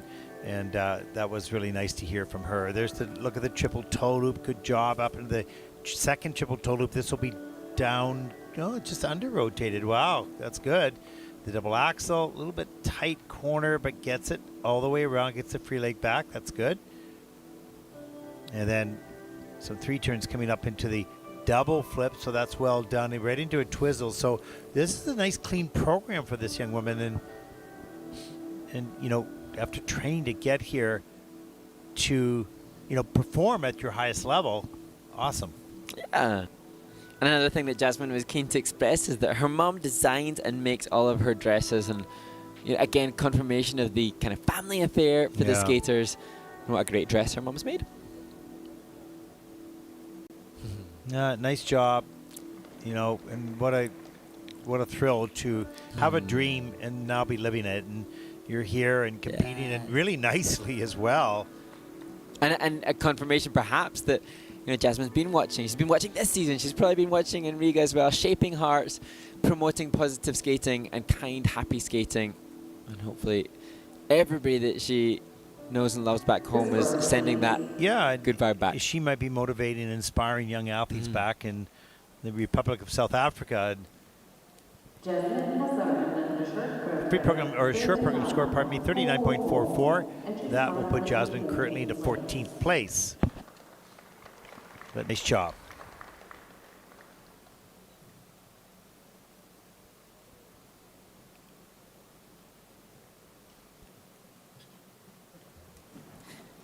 Following skaters may now take the ice for the warm-up. Oh, here we go. From Austria, Group number 4 taking to the ice. Group 4 of 7, so we have 3 more groups after this. And what are you looking up there, Mark? well, we had some interesting reactions to a post by the International Skating Union on their Instagram social media, and there was a wonderful picture of Leila Patton, the Great British representative, who was backstage, and she was reading her very thick and impressive looking book. Now, this is a girl whose father's a diplomat, and so she's obviously highly intellectual, as so many of the skaters are. And the question posted on the social media was, how do you relax or focus before competing? And many of the skaters, in reply to this, had acknowledged the music that they will enjoy listening to, and that seems to be something that's consistent. What about you, Ted? If you were to go out after warm-up or before warm-up, what would be the way in which you would unwind? Probably if I was a little nervous and a little tense, I'd probably listen to Mr. Rogers. You think he's a band? No, Mr. Rogers is the show with the red sweater and he's reading books to small kids. But like chilled out bedtime stories. Yeah, it's such a quiet voice. It just calms you down or puts you to sleep, one or the other. Okay, that was a joke which you didn't get. Of course, you're from Great Britain, so what? What do you know? North American audience. Yeah, exactly. But yes, that again, that poses the question, what would you do? And it's always so interesting to see at that point it could be so very personal. All of these skaters are going out to do a double axel, but all of them have different ideas on how to get themselves in the zone. Probably now when I really want to focus and if I'm creating a video or I've got a lot of work to do, I put classical music on because it allows me to listen to that, shut everything else out. Classical music is so beautiful and you can hear the same piece so many times, but you hear something different. And I just love classical music. I love all music, but classical really relaxes me. So there's my answer. Well, how about you? Well, I dance music. Well, if not music, actually, I really enjoy the research on different breath work. Some of you might have heard of the Iceman, Wim Hof, and he has a certain breathing techniques. Oh, breathing techniques. So you listen to people breathing? Is that what you do? The only problem is that I'd have to find a space away from everybody else to do the breath work because I'd be too self-conscious to spend everybody else. Yeah, exactly. Okay, well, that's cool. And lots of people listen to audiobooks as well, Yes. Keep in mind of it. Be interesting to ask Jason tomorrow when we are joined by Jason. And one of your British skaters, Rubik's Oh, Cube. Ed Appleby. Ed Appleby. He uses a Rubik's Cube and just sits down and works that Rubik's Cube. It's just unbelievable. Total distraction from the impending stresses of the jump combo. Well, I would find a Rubik's Cube stressful. That would cause me, stress. Yeah. Different stress. Yeah. An interesting question came in. Actually, there are a couple of interesting questions. One of them from @LiveKlein54. Our favourite transitions or choreographic elements? You know what? I would never do it because my knees would die. But the sliding moves have been very, very creative and used well on the music. They change the shapes. You know, as you switch from, perhaps sort of a one leg out and you're spinning on the other knee to both knees, like the ending of Nikita Sheiko's Schindler's List was spectacularly timed to the music, and that was all done on the knees. So, yeah, I like those. I'm with you on that. I really enjoy exploring the opportunity and the shapes that can be created by different movement with the slides. And I dine out on a big long spiral. You dine out on a It's big... like my go-to. If I need to show something decent, I'll whack my leg up in there. Are you having dinner as well? I mean, dining. Okay, I got it. Okay. It's like the guys. I always envy those that have amazing butterflies and they can just go and whip off a butterfly. Yeah, like, that's wow, true. That's so cool. Yeah. Okay, what else you got? And then another very interesting question from @Kate Linehan again. How is coaching regulated? And indeed, how do you become a coach? Yeah, for sure. The federations have coaching courses that is somewhat like getting a license or a degree, at least in our country in Canada. I know in the United States as well. And actually, I was just speaking with Katerina, who is a coach conductor here. She's a technical specialist too for the ISU. She's running a course for 101 coaches at the Clarion right here in the parking lot. They're not coming into the rink to see skating because they've got a busy agenda, but cool. Most of the federations do have coaching courses and want to license their coaches to make sure that when they're teaching young children, they have at least a certain level of understanding of the sport. And of course, as they progress and want to teach at a higher level, they have to take more courses. Well, it was interesting on the travel for me last week. I think coming back from Riga, there was discussion with a Swiss coach who's involved with the Swiss Skating Federation, and she was acknowledging the introduction of the licensing process. And it's an interesting one because for having been an elite skater, I know then that there are some in governing bodies where somebody can sit theory exams and can amass a high level of coaching qualification, and in some governing bodies there is no correlation for your own competitive experiences, and so there's a whole lot of differences as to what constitutes a good coach. So are you talking about that a competitive career does not give you any credits to get into the coaching field, or, as a... Yeah, I think, and I think I recognize fully that being a good quality or high-level elite skater by no stretch guarantees your ability to be a good coach. That said, sometimes the coaching qualifications can be very theory-based and don't give acknowledgement of experience, of life experience. Okay, got it. All right, good point. All right, here we go. Group number 4. As we navigate our way through 7 groups. And interesting, actually, as we move to this next skater, how interesting that Coach Yulia is a coaching coordinator for Skate Salzburg and a national tech spec for singles and synchro. And also, as we look to her students, she was also very kind of bringing us chocolate yesterday. There you go. That's timely. But the skater is Flora Marie Schaller, and she will skate to Heartlines by the brilliant Florence and the Machine. Personal best at the short so far, 40.66, earned that last year in Armenia on the Junior Grand Prix.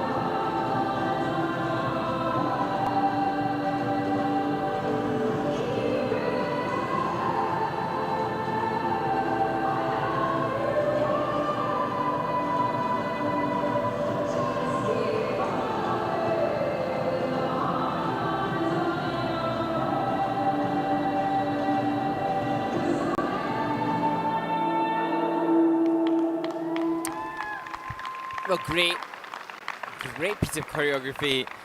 And indeed, Flora and Marie Schala had explained that she had such fun choreographing with Marc Pelé, and some of the musical references in the flying camel and in the combo spin, articulating the music with her arm movement, was just brilliant. And that's an example of a skater really delivering what they're capable of. Yeah, Marc Pelé, another really fine choreographer. He trains athletes or choreographed athletes out of Vancouver and also travels around the world as well. There's interesting, we should have a list of all the great choreographers around the world. There's the triple Salchow, double toe loop. Strong athlete, no question. And here we see the double flip, no problem. It hasn't there for a triple flip, but I think that maybe the stage of development's just right there at the double for the moment. And whilst I remember Flora from last season, still similar jump content, different obviously solo jump this year for the juniors. So although technically it doesn't appear to have been increased in its difficulty, the program component's definitely better. And although we can't see in the replay the musicality, to me there was an arm movement in that flying camel spin that was just so on point. And even there, the fingertip extension suggests an energy and a confidence as we see brother and sister coaching staff. Julia and Severin. Oh, go on, heart, make the heart, shape the heart. Oh, that's good. It's like, shoot the puck. Come on. Okay. Flora has earned in the short program 45. Well, 45.35, and Flora looks pleased with that score. That'll put her currently in the 7th place. And given the lesser difficulty of jumping passes, that testament to good quality spin, step, and components.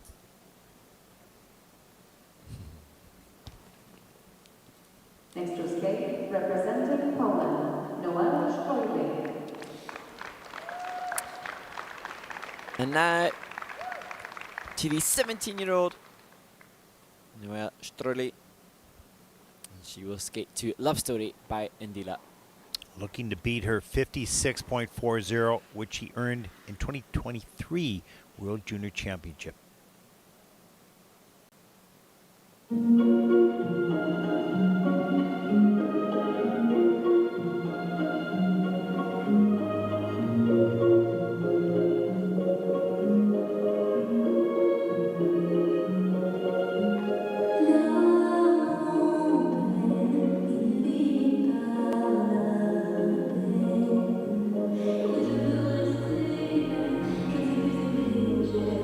It's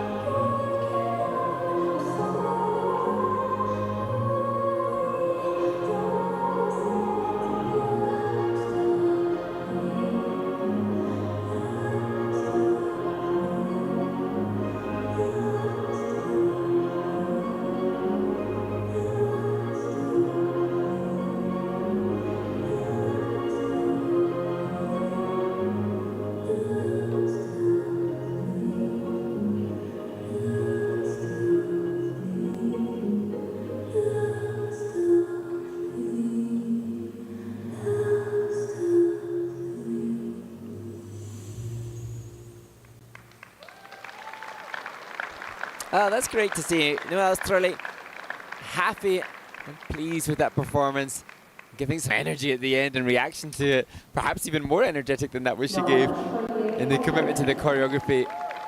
Well, so she should be, because I think she got the triple left, triple toe. Maybe we'll see what. No, that comes in as clean. Excellent. Triple flip is being reviewed as well, plus the change combination at the end of the program. But overall, this was a very, very strong program for Noella. Yeah.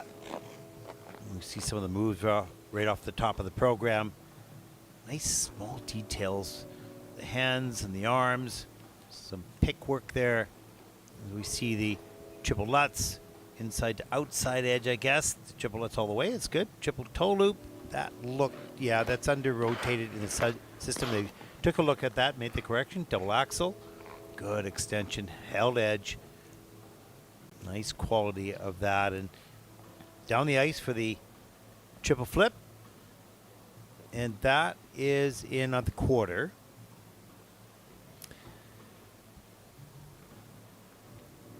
And just for an indication as to the impact for Noelle on that rotational issue, the score initially comes in the system before the reviews of the technical panel. And she was looking at a 58.71 score initially, and now just the reviews and the rotation are pulling that score down a little bit. But I think, you know, this is a skater who has been 3 times the Polish representative at Junior World Championships. This is her 4th season at that kind of standard of competition. Testament. The reaction to that performance suggests that she's pleased that she's maintaining this level of consistency on this stage. Yeah, and even with those jumps under rotated and on the quarter, they were executed on the takeoff, the rotation, and the landing extremely well. Just a little under rotated, but checks the free leg out, glides on the landing. So all the mechanics are there. Some small details to clean up, but that was overall a good program for Noelle Strelli. The scores, please.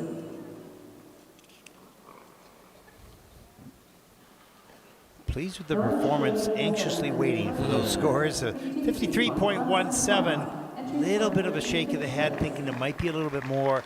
That'll put it currently into 5th place, and they would have been a little bit more without that quarter in under rotation on those 2 jumps. And there is a look at the leaderboard so far in the women's short program. Next to skate, representing the Republic of Korea, Harin Jang. And now to 13-year-old Harin Jang. She was 6th at the Junior Grand Prix selection competition in Korea.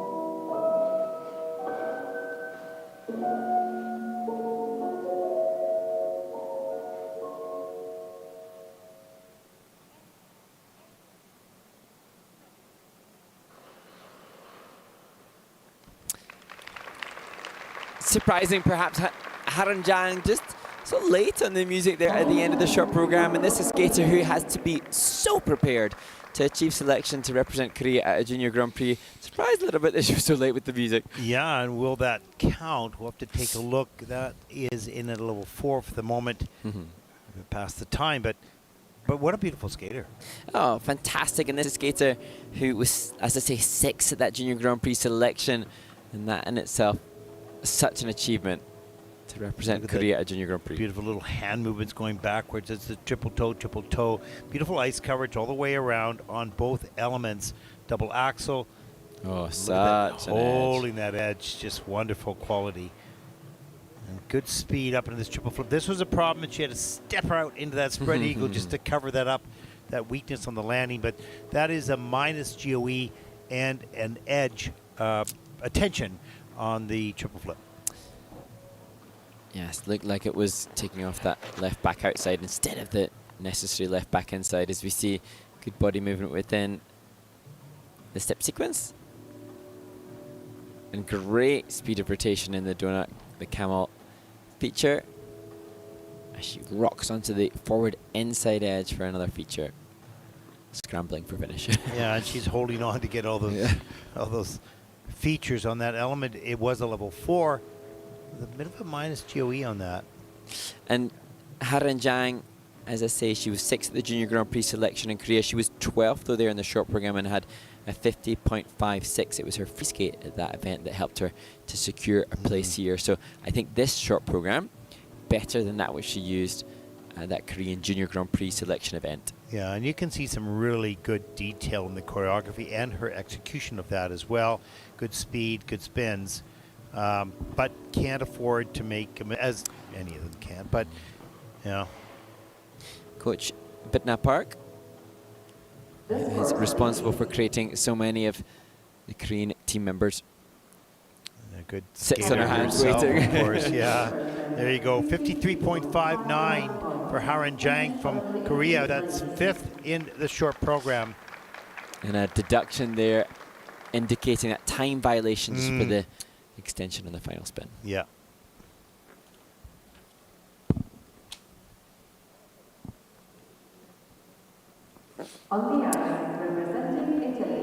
And now, I think perhaps in this event, the first competitor to have competed in back-to-back Junior Grand Prix, Serena Yust, who opened the entire event, I think, last week in the women's short program.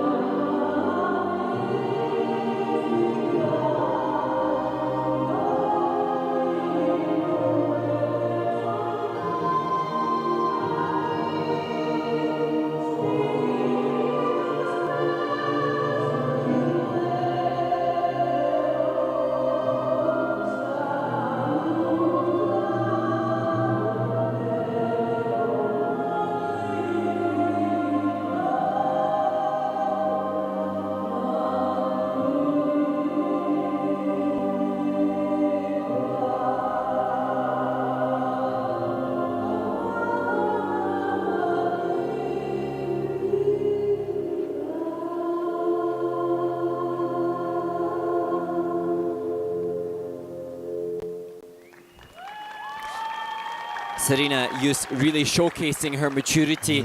A skater who competed at the World and European Senior Championships, and that very evident in her way of movement. And she is the Italian senior champion. You can see the qualities of a senior in her choreography and execution of that.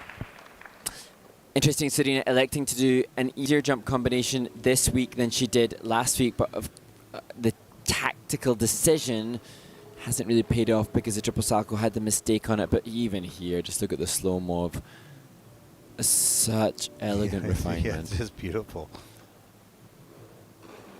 And she understands that. There's the triple sow with a 3-turn triple toe loop. That all the other details of skating are just as important to the overall score. Here we see the triple flip hanging onto that edge. I think she was pushing the rotation there. It was almost over-rotated yeah. with the body at least. Yeah, agreed. But look at the use of the upper body, the arms and the head and the lean on the edge. Nice strong edge on that loop. And that actually a progression from last week because the step sequence, although there's a little wobble there, did come in at a level 4 this week as opposed to last week where the technical panel deemed it only a level 3. Well, great Beelman right at the end. And even the last pose. Beautiful. Yeah. Special. We've seen some really beautiful performances. I mean, even if there's a little error, some fine choreography, good music, and good use of their upper body. Oh, such a glorious skater, Serena Yus. And I mean, you know, if you think back maybe to the mid-90s, like this kind of caliber of performance would have been, you know, top flight at the World Senior Championships, such as the progression of the, you know, minimum standard required. Yeah, it's true. Yeah, this would have been. And I think Serena also so very clever. Like just speaking to her last week, as I mentioned, she's obviously so academic, so bright, and so she's mindful. I feel like Serena's mindful of what's necessary.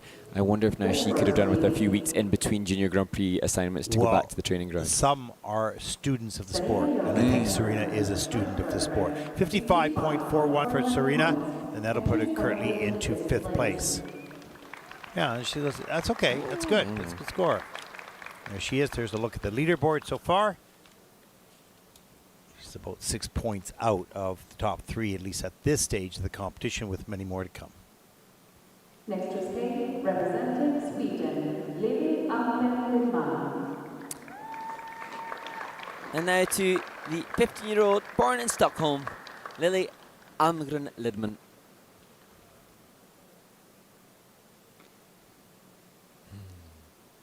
You can see the nervous energy just releasing that from her body as she assumes her start position.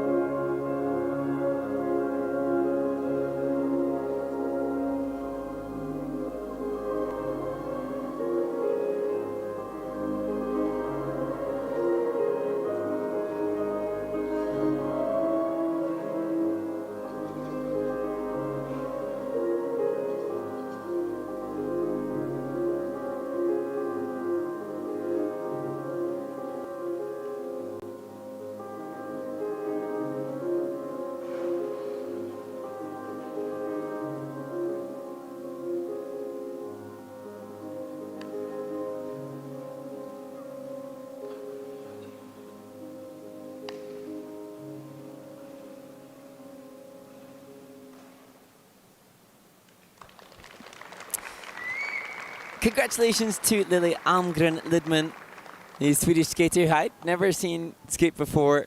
And she, I think, so endearing. The honesty in her openness of performance, and the honesty in the way that she took to the ice. You could see there was a nervousness towards her anticipation of the performance, but she skates with a... Yeah, she's kind of cute coming off the ice going, Yeah. you know, she's made a mistake, but it was still, she didn't break the performance at all in any shape or form. And she looked like she had a calm confidence. And there's the triple flip, landing forward, of course, that'll be a downgrade. And didn't draw back. But here's the triple Salchow. Gets the free leg back, and that is under-rotated. Of course, the triple Sal was fine. Triple toe was under-graded. Under-rotated. There we go. Double axel. And you can see the confidence growing with each jumping pass in the program. And when I look at the skating scores for past results, I don't think Lily has attempted triple-triple in competition before, so that in itself is a success that she's comfortable enough to include that in her planned program content. And second at the Swedish National Championships in the junior competition. That was interesting. You could see her coach just clapping, recognizing that she'd done sufficient features for the sit spin and probably conscious of the music ending soon. And she's very elegant. You know what? These skaters have got the memo. They're shaping hearts. They're sending a message. Positive, good vibes only. This first, please.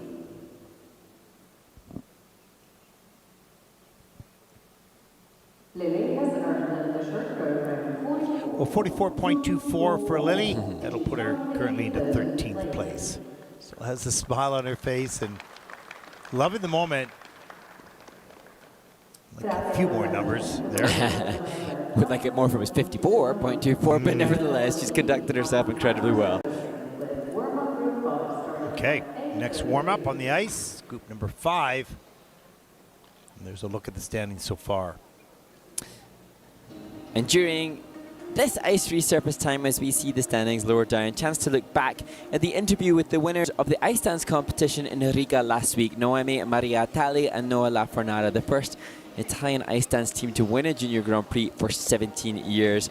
Before, chance to look at the day in the life with Yuri Kodrum, the ISU photographer, and all the skaters will know Yuri because he's the one that captures the brilliant images of them in their performances.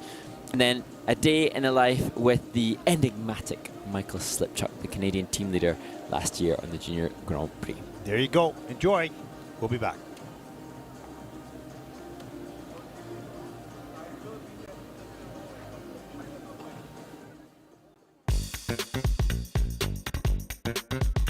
Noemi, Noah, congratulazioni. Grazie mille.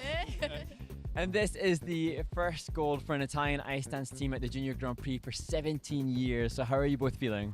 Well, it feels great to be here and have won this, our first international competition of the year. Yeah. Yeah, I think, you know, we worked really hard over this summer, improving ourselves and also us as a team. So to come here and have that, like, not only feel our improvement, but also to show it and to have it received well like this, it's really an awesome feeling. Yeah. Now, you had both explained to me in terms of your hard work that you have a challenge that you've set between you and your training mates as to how many clean run-throughs you can do in a day. Now, tell the skating fans that are listening to this will know how insanely ridiculous the number of run-throughs you've done in a day is. So our record is for now 7 run-throughs in a day. Which just blows my mind. So it's no surprise to me that you skated cleanly here. I also want to just acknowledge that part of the year you spend training in Milan and you train alongside Charlene Guinard and Marco Fabri, who are obviously European champions and world medalists. So how much of an inspiration does that give to you? We love to have the chance to be there and skate with them at times because they show us how we want to be maybe in the future. You know, clean with good partnering moves and lots of passion put on the ice. And it's really cool to train with a team of that caliber. Like to be able to watch how they train, how they communicate, and like watch them do a run through in general, just to see that, it's like really awesome. And it's like, wow, I want to do the same thing one day. Well, you're on target. So You've won the first stop on the Junior Grand Prix Series this year, so what are the goals and the plans that you might have ahead of your participation in Bangkok? Well, our goal here, and I think for the rest of the season, is going to be to skate clean, most of all, because after last season where we made a lot of mistakes here and there, our number one goal is that. And once we've established that, we're going to put even much more in our programs. But yeah, I think right now, as she said, our goal was to skate clean. So in competition, it was very conscious.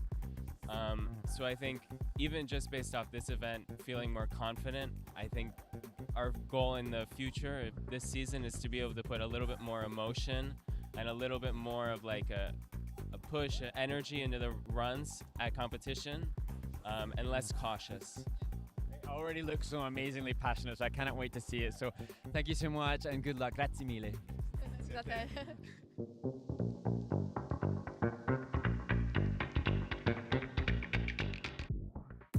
Oh, ciao Giorgio.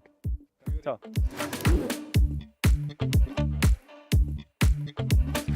Hello, I'm Yuri Kudu and I'm the photographer. On the typical ISU day, I don't do only general action shots, but I'm also taking care of the behind the scenes pictures, medal ceremonies. I absolutely adore doing the behind the scenes shots, the kiss and cry, some nice silhouette and some general details like wardrobe details and such. So with ice skating, you generally have two positions. One of them would be at the top of the stands, at the top of the bleachers, where we are right now. This position is good because you have a good view of the whole action. You can do clean shot with white background, which is the ice. So this is my usual office.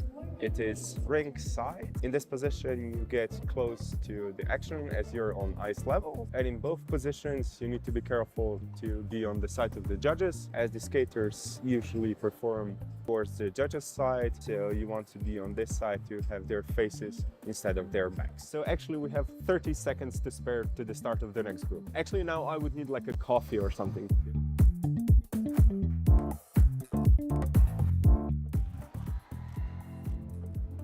So as soon as the athlete stops performing, I do the initial cull of the pictures in camera to quickly see which one we can then post-produce. So as you see, we're quickly going through the pictures, try to find the best one. Firstly, the picture has to be like technically correct, it has to be in focus, and then you look for the composition, for the facial expression, for the elements to be at the peak of the action. So after we do the first round of skaters, we import the pictures, edit and caption the images from the previous round. The point of captions is to attach a file to the pictures where it's written who's on the picture, what's going on, where was the picture taken, and so on. When anybody can go and look up the picture. So they don't go, there was a picture taken 4 years ago at that event, but they can just like write in the name of the event or the name of the skater and so on, and quickly find the picture. So on average, this is a pretty relaxing job. So after the performance in the last group, we do a reaction shots in the kiss and cry. So this is the reaction shot.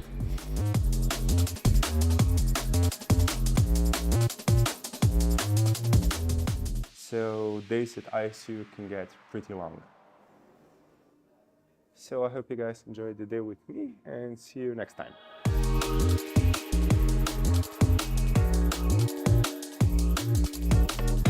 We always want to make sure we have our team here to cheer them on.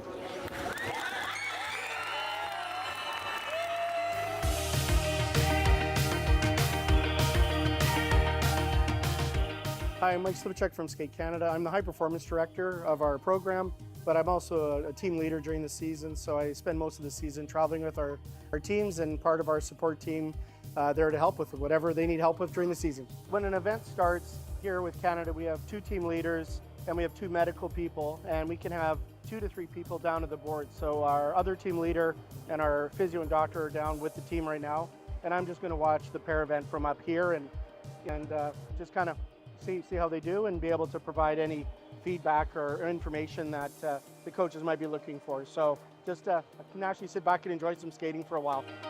Yeah, so we're here for the warm up and just here to make sure nothing goes wrong or that the athlete, while they're on the ice, or coach don't need anything during the warm-up. So just here to provide whatever support they need.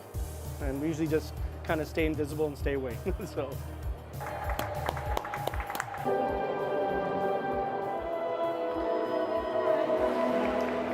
Come on.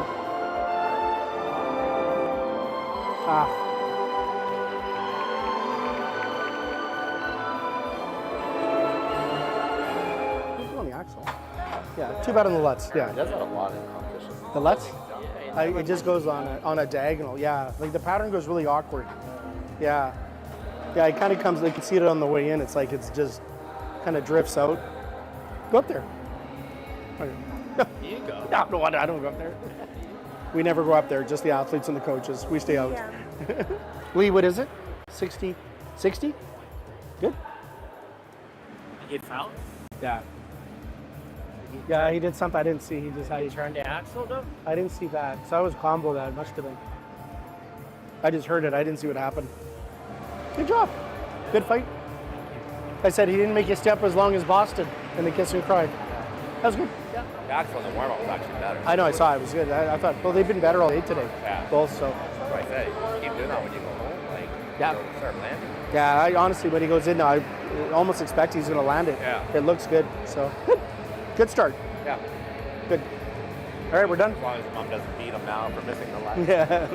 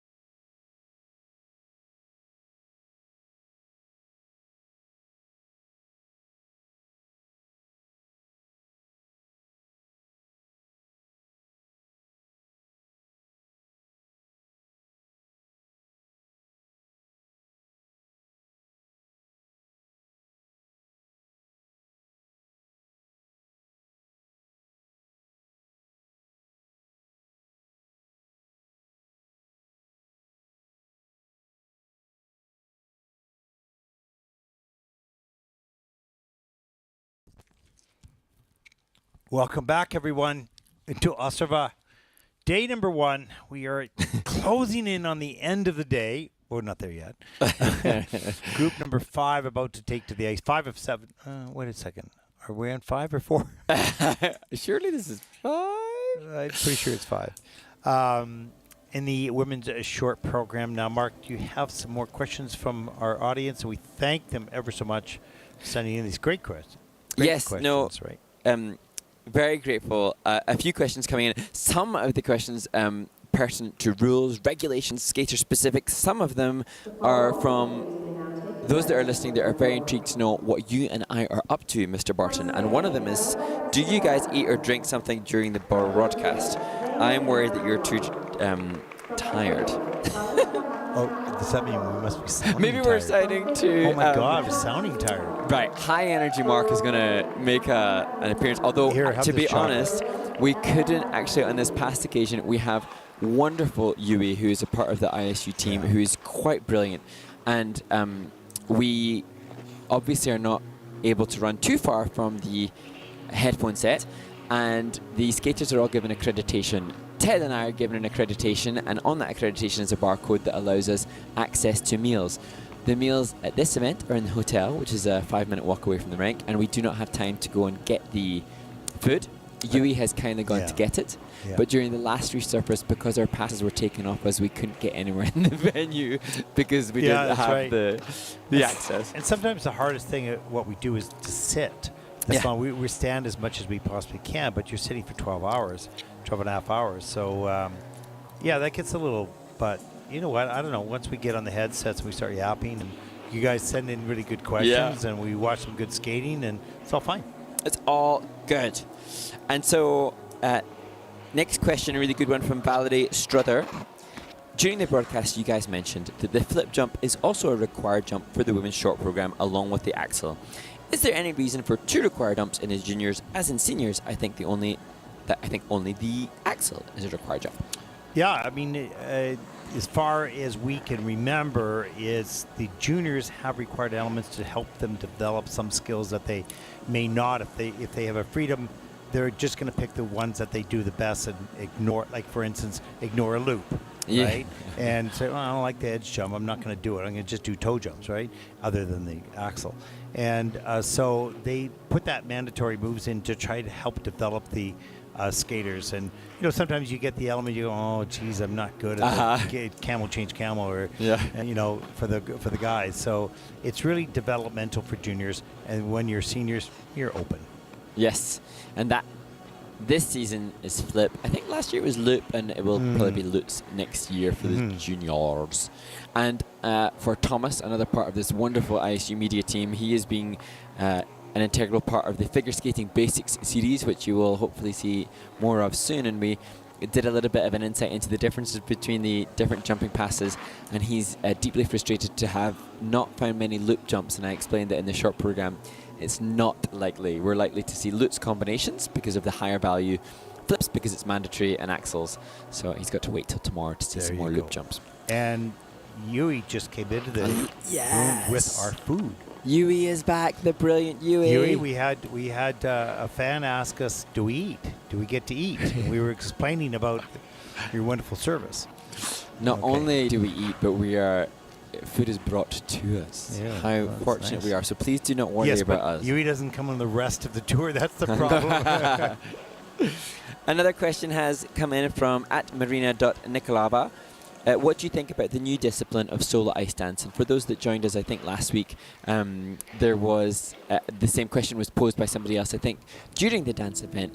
And we are very much promoting this discipline. We think it's wonderful for more participation. And there are a whole host of skaters that gravitate towards different disciplines. Some of the skaters immediately find the pairs discipline to be of more comfort, some for synchronized skating. And the solo ice dance is a very popular market that is getting more recognition now within the international skating. And when we talked about, when we asked that, when we were asked that question a little earlier today, what is the most important ingredient for a skater to be successful? We talked about the basics of skating skills and the edges. Now, you take in solo dance, you're taking away the jumps, you're taking away the spins. There are obviously no lifts, right? So you are dealing with just those basic skating skills. That's art to a large degree, also sport. So I am a huge supporter of solo dance because there's many people that won't be able to find a partner, number one, but also have great skating skills, but they don't like to jump or aren't good jumpers, but they can show their passion, their love, their performance, their story, if you will, in solo dance. And I think it's just very inclusive. Yep, completely. And the criteria for the judges for the program component scores of competition, presentation, and skating skills are the same for synchro, for pairs, ice dance, and solo ice dance. And so if somebody has world-class skating skills in solo ice dance now, they might be getting a little bit more recognition because of its International Skating Union inclusivity. And we'll see how it unfolds, but I think it's a great initiative. We'll see what happens. Yeah, and I actually have seen the suggestion that we're might see some skaters who we've seen performing on the Junior Grand Prix and maybe even the Senior Grand Prix who are going to dabble with the solo ice dance discipline. Excellent idea. I think if I was to return to competition, I couldn't be Diana Stellato-Dudek and attempt pairs, but solo ice dance would be the discipline that I would return to now. But I think that works for you. When I saw the twizzles yesterday, I thought, well, that's pretty impressive. Extended free legs, and you'll see that, folks, in some of our series of basics of figure skating, which I think will start next week in Bangkok. We'll see. Well, I think I've mentioned this before. Starring Mark Hanratty. Well, I think I've mentioned before in the broadcast. I remember a friend of mine, Mark Naylor, suggesting that every year after you stop competing, you can kiss goodbye to one of your jumps. So when I stopped single skating, I could, on a good day when the sun was shining and the wind was blowing in the right direction, land a triple lutz. And so with every passing year, each of the triples is gone, probably each of the doubles is gone, and now each of my spins is going. I'm left with twizzles. That's probably pretty smart. Here we go. Group number 5. As we continue to move through 7 groups on day 1 here in Ostrava.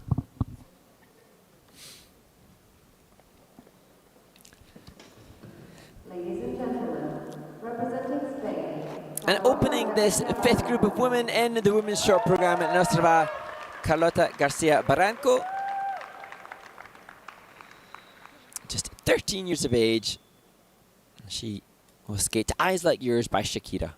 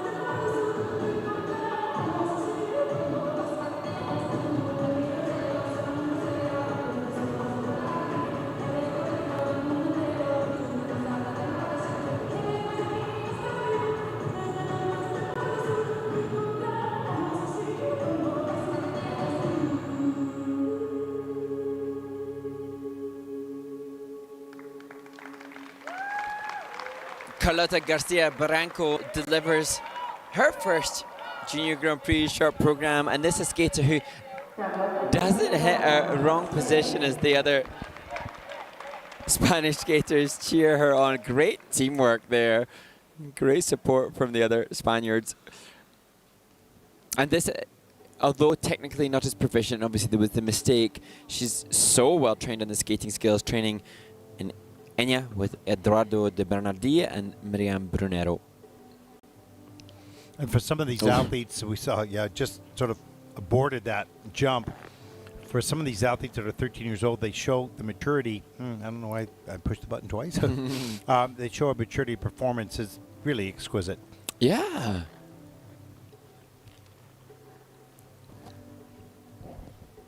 It reminds me of Isabel Levito. Yeah, a little bit.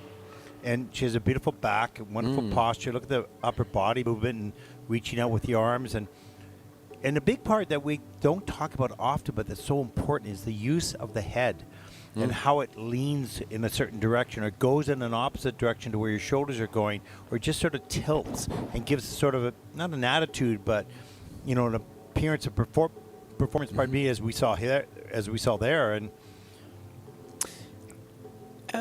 and I think I referenced so much the glide and the flow of the blade. Carlota Garcia having skating skills component score from the judges currently input to the system just under the 5-point marker. For what it's worth, I think she's worthy of a 5. Yeah, I don't know me what too. this feedback is here, but there's the shaping of hearts.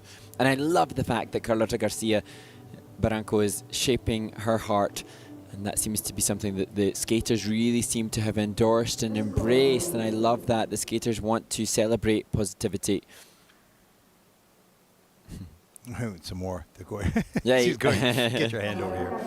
Let's take a look at the short program scores. 40.63 for Carlota, and that'll put her currently to 19th place. What a beautiful skater, no question. And some work to do technically, but wow, lovely. Very classy.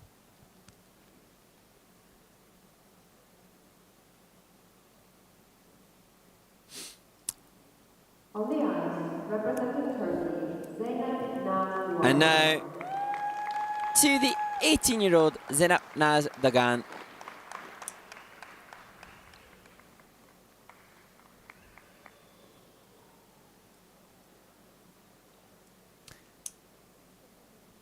And Zeynep will skate to Voila, performed by André Rieu.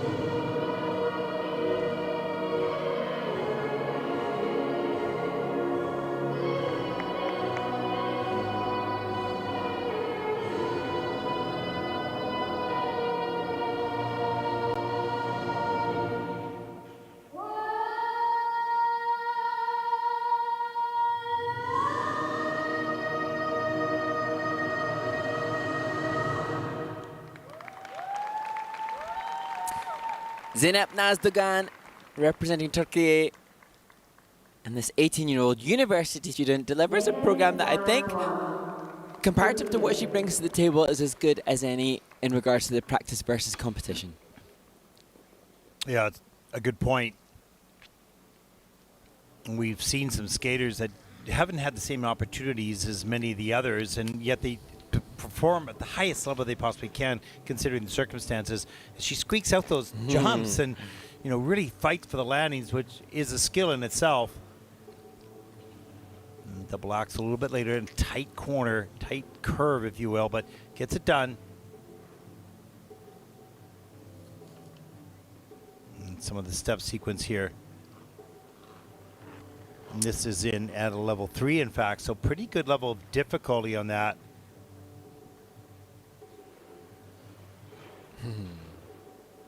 And Zeynep, a skater who has had some Junior Grand Prix experience last year. She didn't compete in Istanbul, the home Junior Grand Prix last year, but did compete in Budapest and placed 35th at that event and had a 32.90.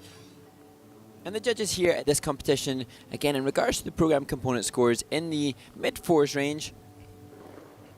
So confirmation just of where she's at, and thus information that she and her coaching team can take back to fuel the practice for the rest of the season as they push to climb up into the 5s in the components, and of course consider adding a triple flip instead of just a double. And of course we talked about the emergence of many skaters in Turkey, and our next skater is coming from Ecuador, which is really interesting, and trains in Quito, Ecuador. So as we talked about the sort of the growth of the sport worldwide, and some of those athletes actually training in their country as it starts to develop rinks and a federation and coaches and all of that. So that's exciting to me, because that is important for the growth of the maintenance of the sport and the growth of the sport. Yeah, the big countries, they'll have their ups and downs, but you need the rest of the world to join. 33.99 for Zeynep. And that'll put her currently into 22nd place.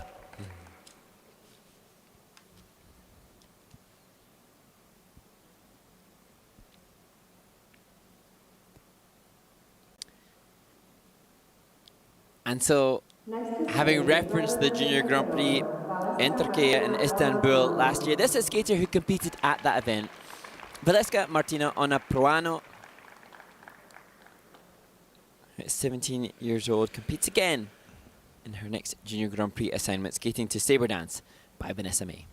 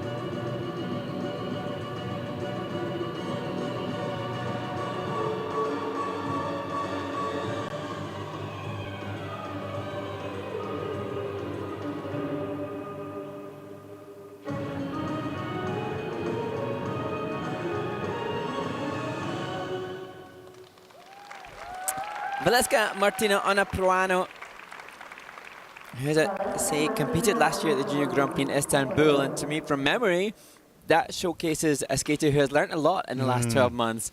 And although there were mistakes, obviously, in the jumping passes and not the level of difficulty of others, the skating skill and the comfort across the ice, much better. Well, in the low season, only 4 hours a week. In the high season, 6 hours a week. That is not a lot of time.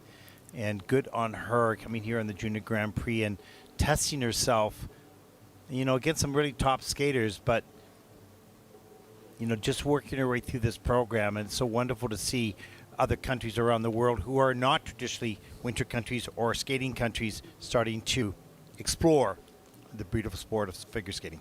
And as we see this Beelman spin, good to note that the flying camel, the layback, and the change combo spin also received a level 2 or level 3, which I think, again, from memory, better than last year. Yeah.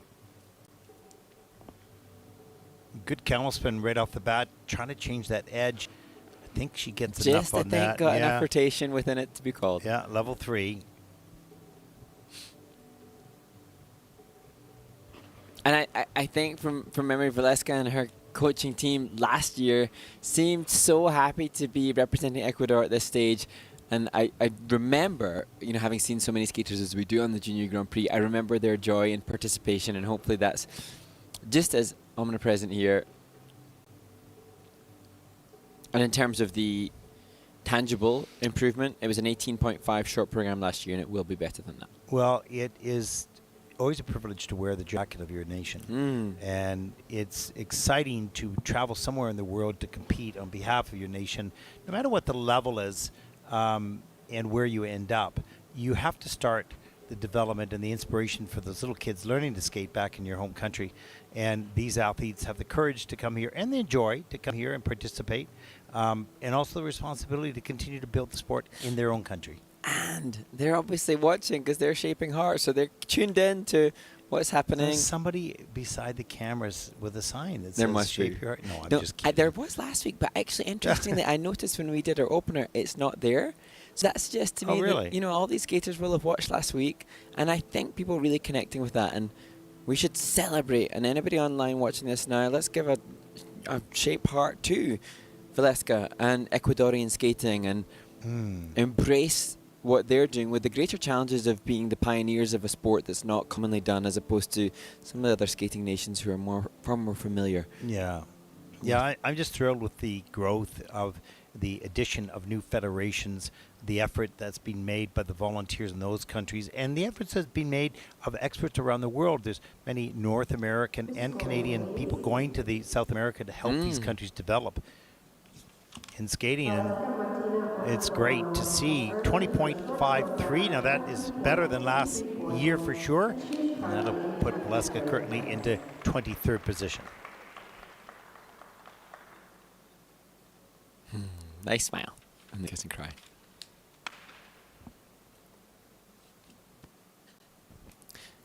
On the ice, representing Finland, Venla Sinisalo.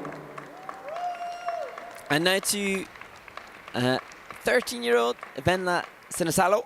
She was second at the Finnish test skate. She struggled with the short program there. It was her strength of her free skate which pulled her up. So hoping to have a strong outing in her short program here in Ostrava.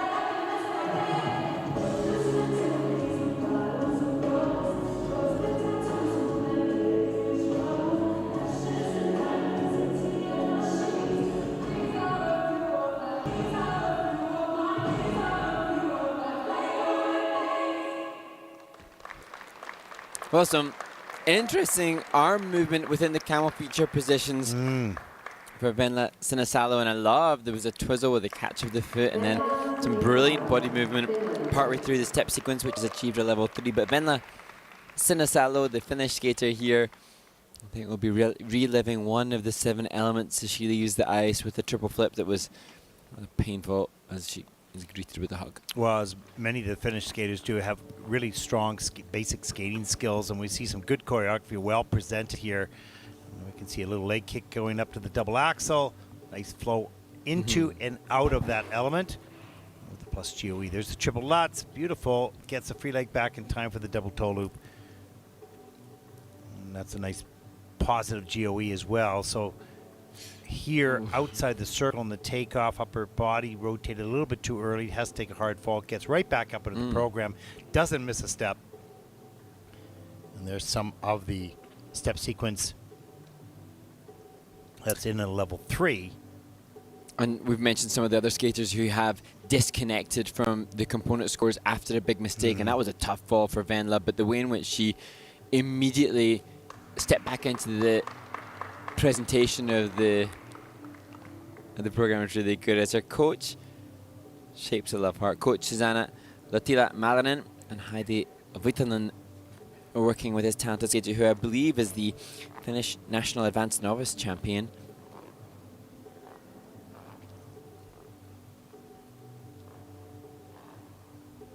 And Finland, a skating nation so successful in synchronized skating, and that perhaps why some of the skating skills are so commonly high amongst all the competitors.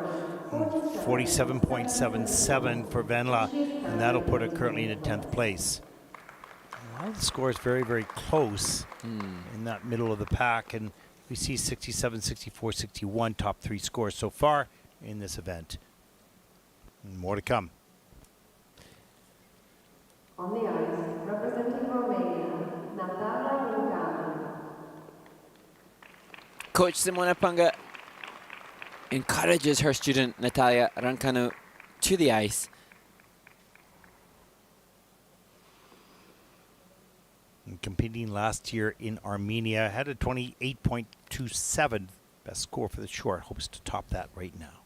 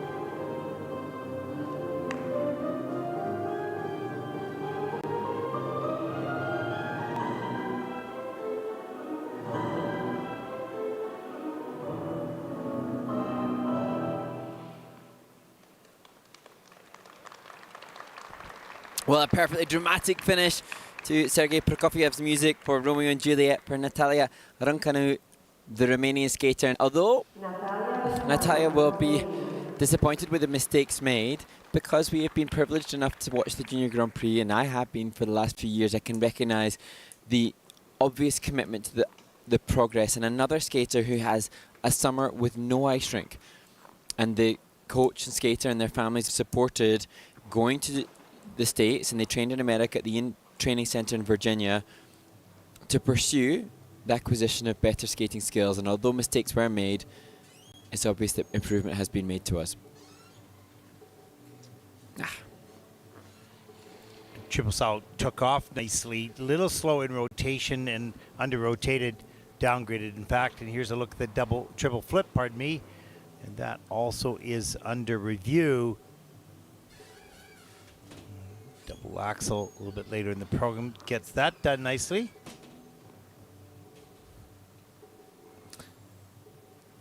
And it's big, bold music, but I did think that there were aspects within it that were perfectly on point. Some cross rolls, some musicality, which was totally appropriate, as the technical panel are currently reviewing that flying camel spin just to assess whether or not enough rotation was done in the features.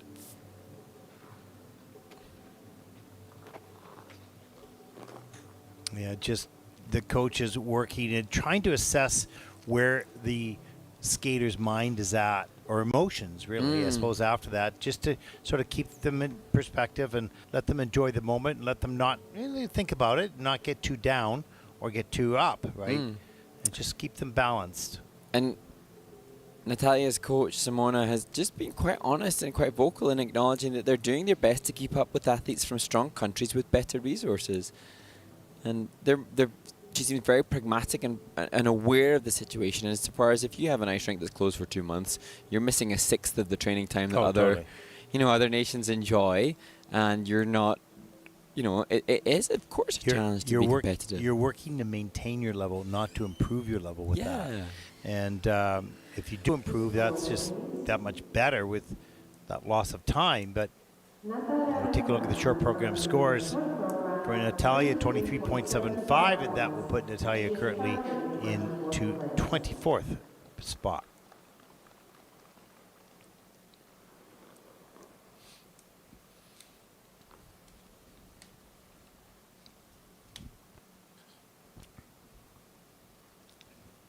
On the ice, representing Brazil, Elena Catherine Mills. And now to Elena Catherine Mills. We've seen representation, a Brazilian skater in the men's short program, and now Elena flies the flag for Brazil, skating to Dernier Danse by Indira.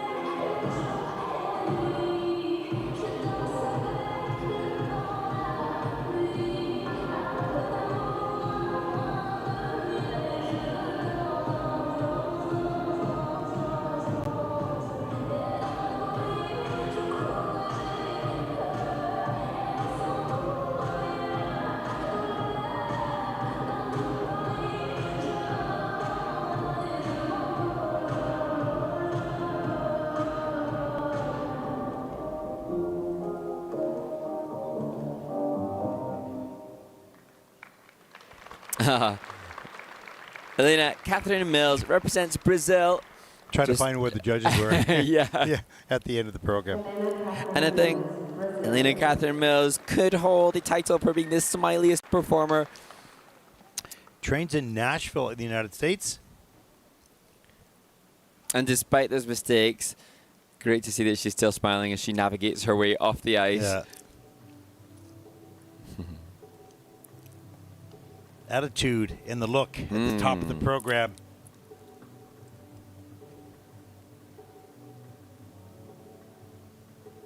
Here is the triple Salchow at the top of the program. It's under rotated. It has to step out and a double flip a little bit later near the end.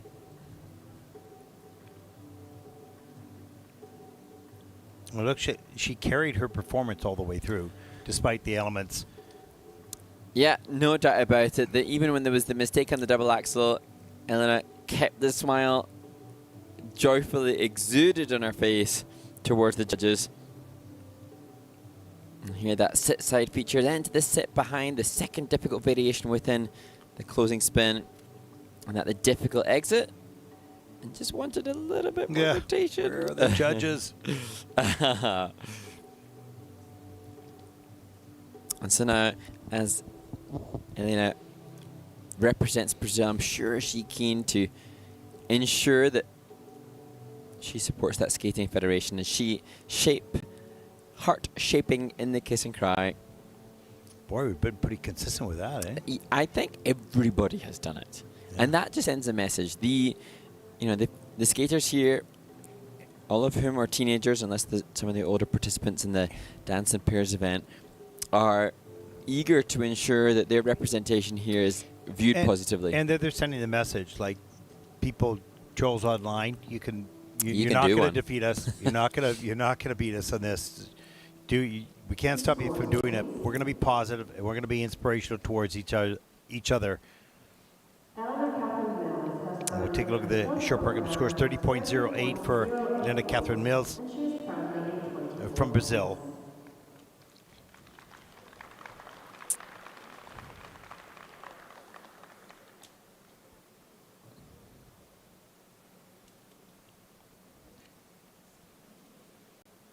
And there is the group number 6 as we begin to wind down on a long day. So we take a look at group number 6 going on the ice for their warm-up. And there's some good, really tough skaters still yet to perform. So we'll see what happens in the results over the next two groups. Yes. Okay. Kaoruko Wada leads Reina Yozono. They competed early on in the event. Will they be upstaged and upthrown? Yeah. What else you got on their list of Q&As? Yes, thank you to those sending in the questions. And just a confirmation that, again, if you do want to send in any questions tomorrow, we would love to hear from you. And I'm sure many of the skating fraternity will be delighted to consider asking a question of the great Jason Brown, who will join us tomorrow for the final two groups in the men's free skate, which I believe is the last competition of the day. No, yes. are they? Yeah. Yeah, I think it goes rhythm dance, pairs, and then men's. Yeah, you won't want to miss that. That's a great opportunity. It's a new initiative by the Junior Grand Prix and by the ISU to bring some guest commentators to the last two groups this season. We'll see how all that goes and whether the technology, and as I mentioned a little earlier today, we'll be broadcasting from Bangkok next week. Mark will be at home in Nottingham. We have Kathy Reed in Tokyo joining us for dance, and Caitlin Osmond in Edmonton joining us for the women. So, be patient with us if anything sort of knocks out, but our tests were good. So hopefully it all follows through next week from Bangkok. And one of the questions that has come in to the International Skating Union on social media, on their Instagram, from @tanlem2, around what age do the best male skaters get a consistent triple axel? Interesting that it's male specific. Well, that's really a good question. It's the juniors. You really kind of want to get that triple axel in juniors because that triple axel puts a barrier of multi-rotation, and then you can start to consider quads, of which you're going to need in the senior category. So it's generally around the age of 17 and 18 that you need to have had not must, it's no rule anywhere, No. but it's better for you to have landed the triple axel. You may not own it yet, but you have done it. So you know that you can do it, and then you have to work on consistency. So, anywhere from 16, you don't want to go much later than 18 without having done the triple axel.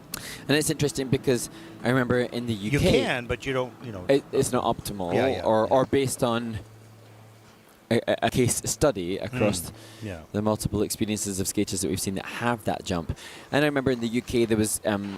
we had some international coaches who had produced many skaters capable of triple jumps, and they suggested that as a generalization, the skaters were spinning too long, perhaps perfecting their double jumps before entering into the triple fray, and the rationale being that the skaters have to assume that fast twitch rotation, and if they delay that speed of rotation, they get too accustomed and too acclimatized to the speed of a double.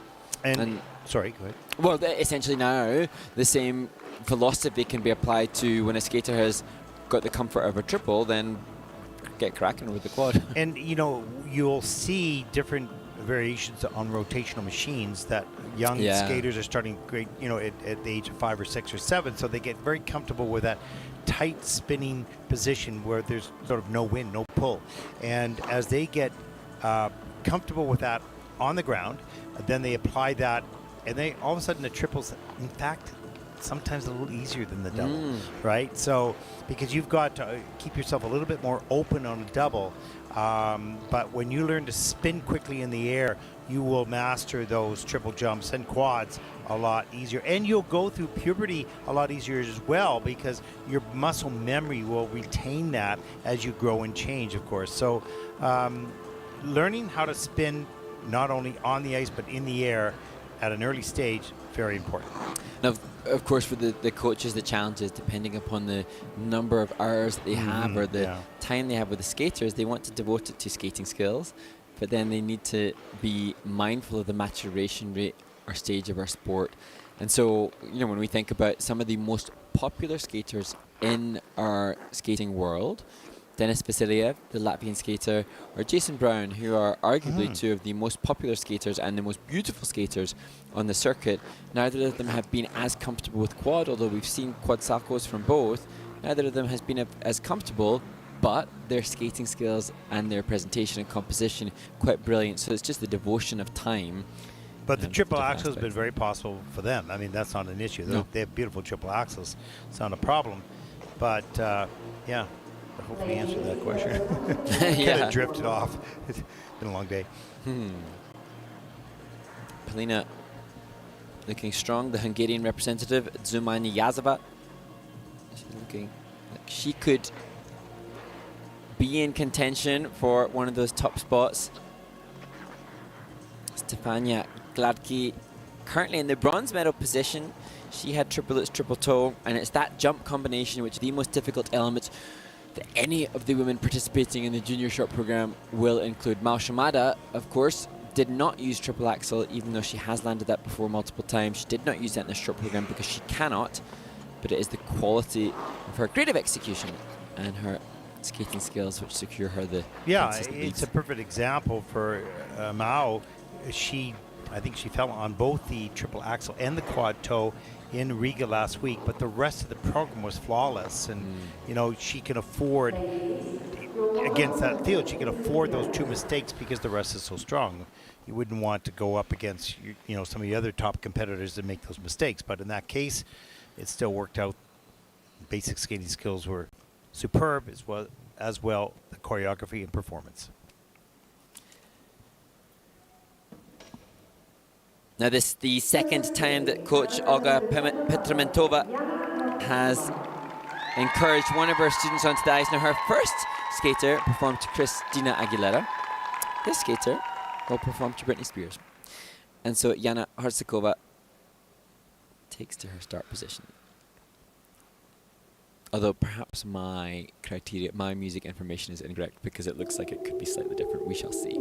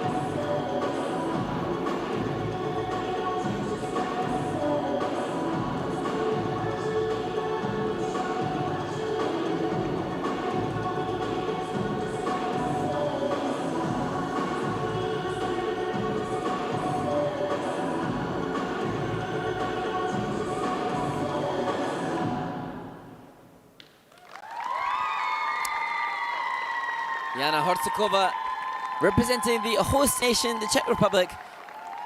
Wow, what energy throughout that whole program. That was amazing and detailed, crisp movements right to the beat. It's great. Yeah, on point for the chosen music.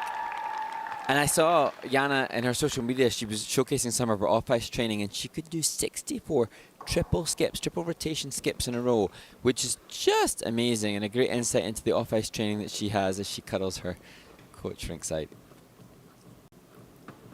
What a great job. Look at just the attitude right off the top of the program. She's got that choreography and number down, and it looks like she loves it. This is her style. She owns this. And there's the triple toe loop. Gets the free leg back quickly up into the second triple toe. Really nice, strong kick of the free leg to exit. And here's the triple flip, pardon me. Good save on that double axel. And if we just were to scrutinize the comparison between Jana's clean skate and some of those that are above her lightly placement, just not the glide, not the flow and the ice coverage, that'll be the stage of development for this skater moving forward. Components in the 5s range, be eager to just learn from the likes of Wada and Yozono, who lead the field, who have components in the 6s and 7s. Yeah, a little bit more speed and ice coverage throughout that program, because there's a lot of good choreography, but it slows her down a little bit. It's not carrying through with the skating, but it's awesome. And as she happily shapes her, oh no, maybe her coach is not so keen to No, take he's that heart. going. Yeah, exactly. That was hilarious. No, I'm not doing that. Nah. But Czechia proudly showcased there, and a skater who obviously very conscientious in their off-season approach towards this new season. 58 was her top score before, 53.58. That put Jana Horcikova currently in the 7th position.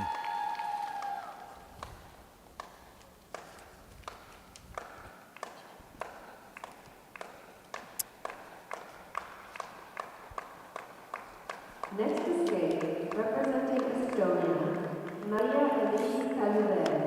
And now to the 15-year-old Maria Elise Kaluber. Twice she has represented Estonia at the Junior World Championships, placing a very credible 14th and 13th. And she will skate to the summer nose from the summer of 42.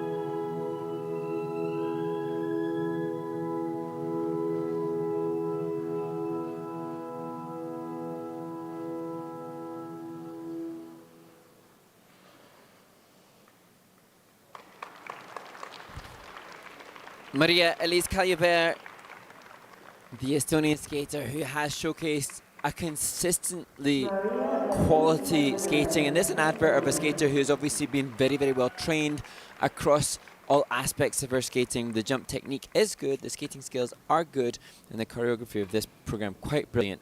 But of course, the fall. So, Mark, did you notice it wasn't the summer of 42? I know, I was thinking that. Scheherazade. Scheherazade, yeah. Yeah, so maybe the bio's wrong, or she changed the program just recently. And yet, the program was brilliant. Oh, Some beautiful. of the touches in that program, choreography by the two-time world champion who's superb, Stéphane Lambiel, with some moments of brilliance. We take a look at the triple Lutz, probably an edge call on that. Actually, and you can see there the tracing on the ice suggesting short of rotation on the toe as well. Yeah, short on both the Lutz and the toe in the system, or edge, sorry, attention on the Lutz. So we take a look at some of the other elements. Here's the flip. And that's just an over rotation, actually. So quick in the air and just didn't stop it early enough. So we take a look at some of the step sequence here. That was very nicely done. Oh, brilliant. And, you know, Maria Elise Kaljubert has the potential, I think, to be competitive with the likes of the Japanese skaters who are in the lead. You know, it's an interesting case study as to what separates or helps facilitate Maria Elise pushing up beyond those above her. And, of course, consistency is key. And the ability to give those positive creative execution on the 3 jumps, because such a well-rounded package of quality skater this is. Wow, beautiful. Her personal best score, 58.42. She won't reach that here. And if this young woman skates a clean program technically, and with the skills that she already has, that's a good score. It's going to be a good score. Not tonight, but she'll have a good score if she can have it lay down a clean program. I could definitely see a 60-point score for Maria Elise in the future. Yeah, it's 49.48 here tonight, and that'll put her currently in the 9th place. And again, mature bravery in accepting a frustrating score. And we look forward to seeing her free skate. On the ice, representing Hungary, Polina Dumaniazova. And now to talking about the 60-point marker in her short program. This skater was just 0.05 of a point off that last year in her Junior Grand Prix assignment in Hungary. Can Polina Dumaniazova showcase the quality she did in the warm-up throughout the duration of her short program?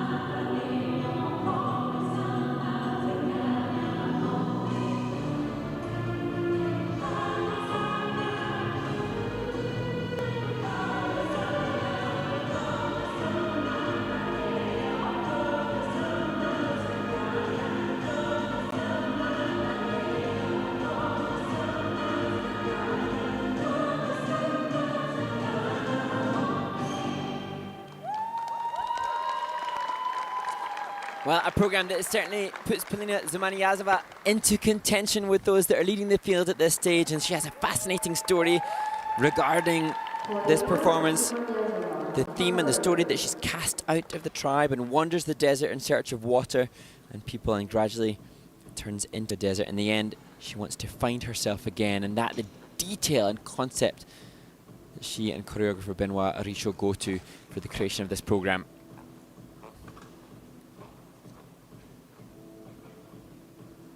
It's beautifully designed and wonderfully delivered. And she has a real maturity in movement as we see the double axel. Very comfortable on deep edges, accelerates with every step. The triple lutz gets a relay back in time up into the triple toe loop. That was a little bit tight, but she made it work. And good speed up into the triple flip. And all those elements are clean. There's a tension on the flip edge. Good driving edges in the combination of turns, and this different, unique movement there for the body movement within the step sequence feature, and it has been awarded the maximum level 4.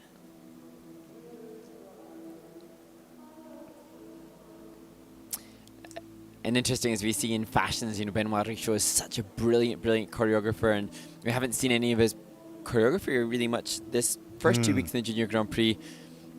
And it really does stand out when we see it from Polina. She just wobbles about a little bit in that final position. A great program. And I mentioned that she hasn't quite crossed the 60-point marker at an ISU event. I think this should be enough to do so. Yeah. In just 15, so she has 2 more years, or maybe 1 more year, depends on the Junior Grand Prix, before she can move up into senior. And now we start to see her really pull the technical and the program component scores together to an all-round athlete. 60.45, that's her top score so far. That'll put Polina currently into 4th place. And you can see that smile shine in the kiss and cry. Finally, she reaches 60. Kudos, congratulations. Representing Belgium, Charlotte Willis. And now to Charlotte Jennis, the 15-year-old, who explained to me that she feels very happy to be here, and preparations much better than last season.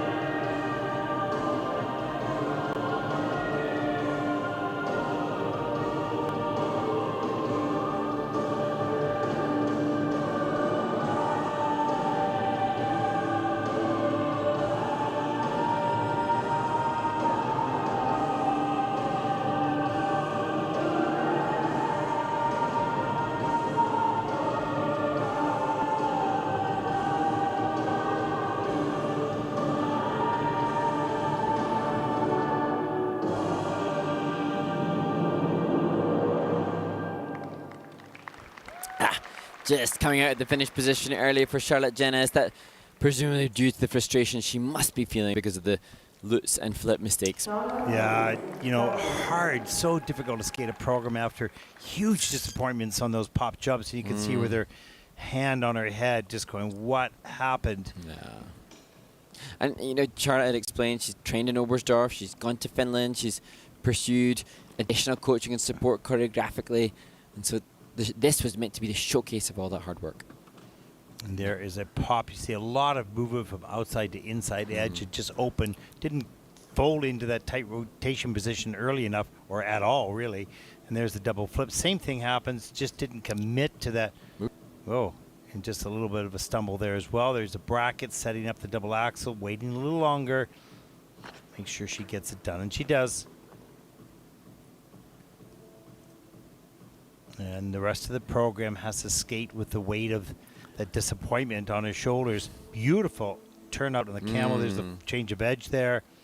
And the sit behind feature part of this was really well done as well. There we go. Yeah, right off that jump over, changing feet. Just tap down with the free foot, so it has to be a negative grade of execution despite the originality of the sit behind feature. Layback, good though. That comes in with a slight positive GOE. But overall, a really disappointing program for Charlotte, missing those two elements.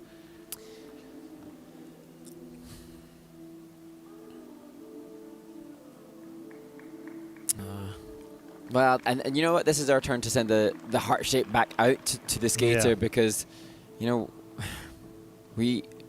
proud to be able to explain how hard you've worked, that you've gone across Europe to pursue the progress. This is not a reflection of the skater that you are, and we're sorry that it didn't happen today, but free skate to come. 33.40, that's 27th place for Charlotte. And that hard work didn't pay off tonight, but it may pay off in the future. And tonight will help to contribute what happens in the future. You don't want this to happen again. You don't want to go through that feeling. You're going to go home and reassess this and take a look at what happened this week. Mind you, it's only a short program, so we still have the free to go. Some redemption opportunity. As we see, a 13-year-old Varvara Abramkina representing Cyprus.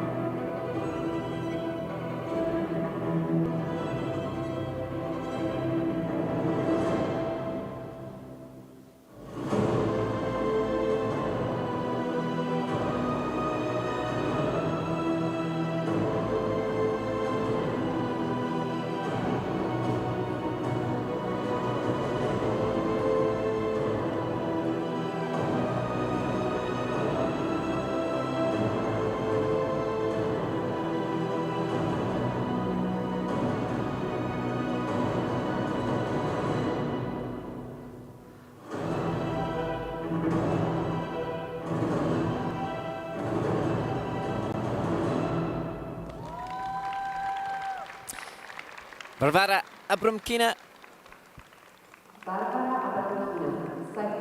Such great elevation on the opening triple lutz.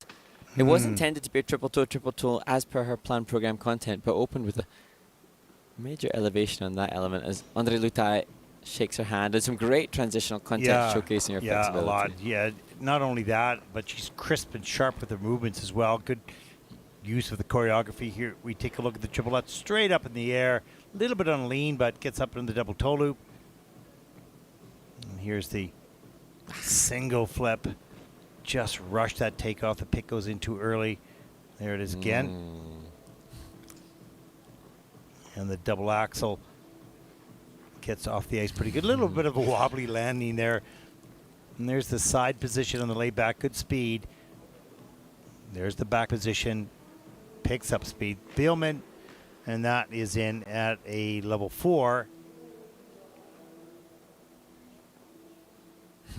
Nice. Dynamism into the finish position. And so Varvara spends part of her training in Limassol in Cyprus and part in Sofia, Bulgaria with Andre Lutai. And obviously a talented skater with great potential. And another 13-year-old. There's a lot of 13-year-olds in this event. It bodes extremely well, not only for the seniors in years to come, but also for the juniors over the next 3 years or 3 or 4 years. And it begs the question as to what direction the sport will take and who will become the forefront runner. Like Mal Shamada currently dictates and leads the expectations of those beneath her, having won the World Junior title for the past 2 seasons, but who will take the mantle and dictate the focus for the next 4 years? Will triple axels and quads become... And that can go back and forth, you know, because they're all going to grow at different stages, or not all, but many of them may grow differently, different times. So one takes the lead and then another one challenges. 42.97 for Varvara, and that'll put her currently into 20th place.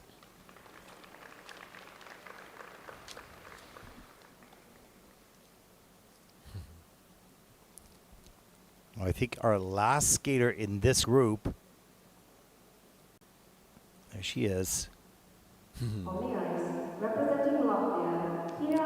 Fist bumps in the high tens as Kira Baranovska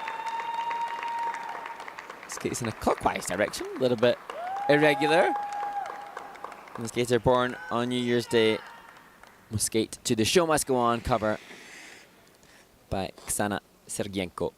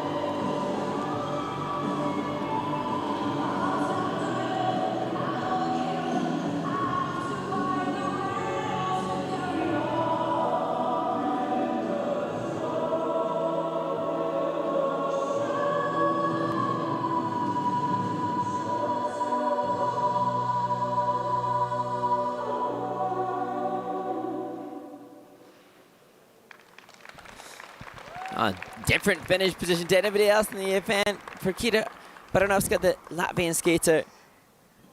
And, you know, over the last couple of years, she's had 5 medals at various different international competitions, just struggling to showcase some of that success in her short program here with the big mistakes on the 2 triples. Incredibly fast layback spin at the end of the program. That was amazing.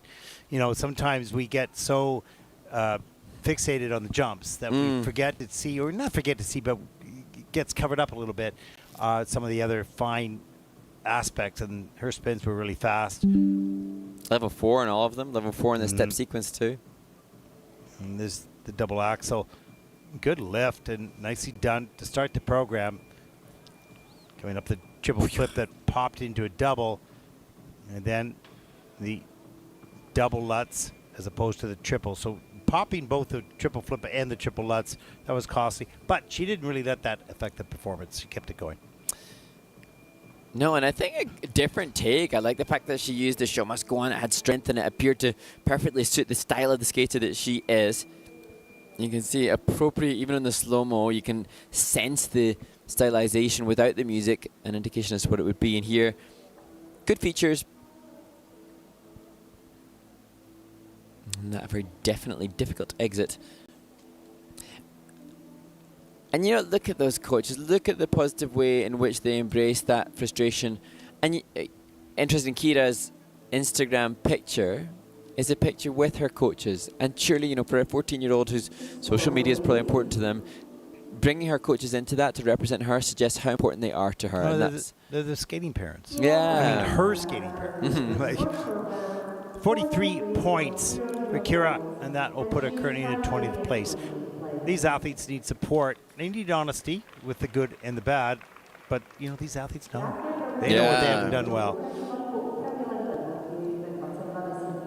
And now we're going to have a nice resurfacing as you look up the video playback list. And it is the final one of the day. last one of the day. Whoa, that's awesome. So you get the chance to have a look back at the must-watch series, which has been introduced for this year's Junior Grand Prix, the must-watch videos from Riga. Chance to see some of the highlights from the winners and also some standout special moments. And then again, another look at the Tracing the Path series of Donovan Carrillo, the brilliant Mexican skater who inspires so many that come to follow him. We'll be back after the ice resurfacing. Enjoy.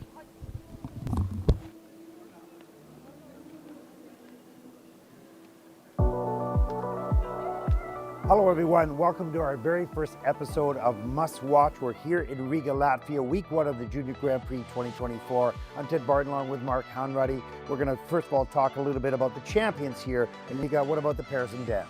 We've just witnessed the win of Noemi Mariatali and Noah Lafornara, who are the first Italian ice dance team to win gold at the Junior Grand Prix in 17 years. And they gave us a chat afterwards and they explained a little bit of a key to their success perhaps insofar as they have run 7 run-throughs in one day. That's their record, and that's an indication of how hard-working they are, and so therefore very deserving of the success that they enjoyed here. I heard them say that 7 run-throughs. I couldn't believe it. 7 run-throughs? And for those that are listening that do run-throughs, they'll know that's insane. Back-to-back run-throughs, a double run-throughs would probably strike the fear of anything into most skaters. To do 7 is just unbelievable. Yeah, it's incredible. Let's move on to the women. Mao Shimada from Japan wins another Junior Grand Prix event. Of course, she's had so much success over the past 2 years, 2-time world junior champion. So it's really quite remarkable.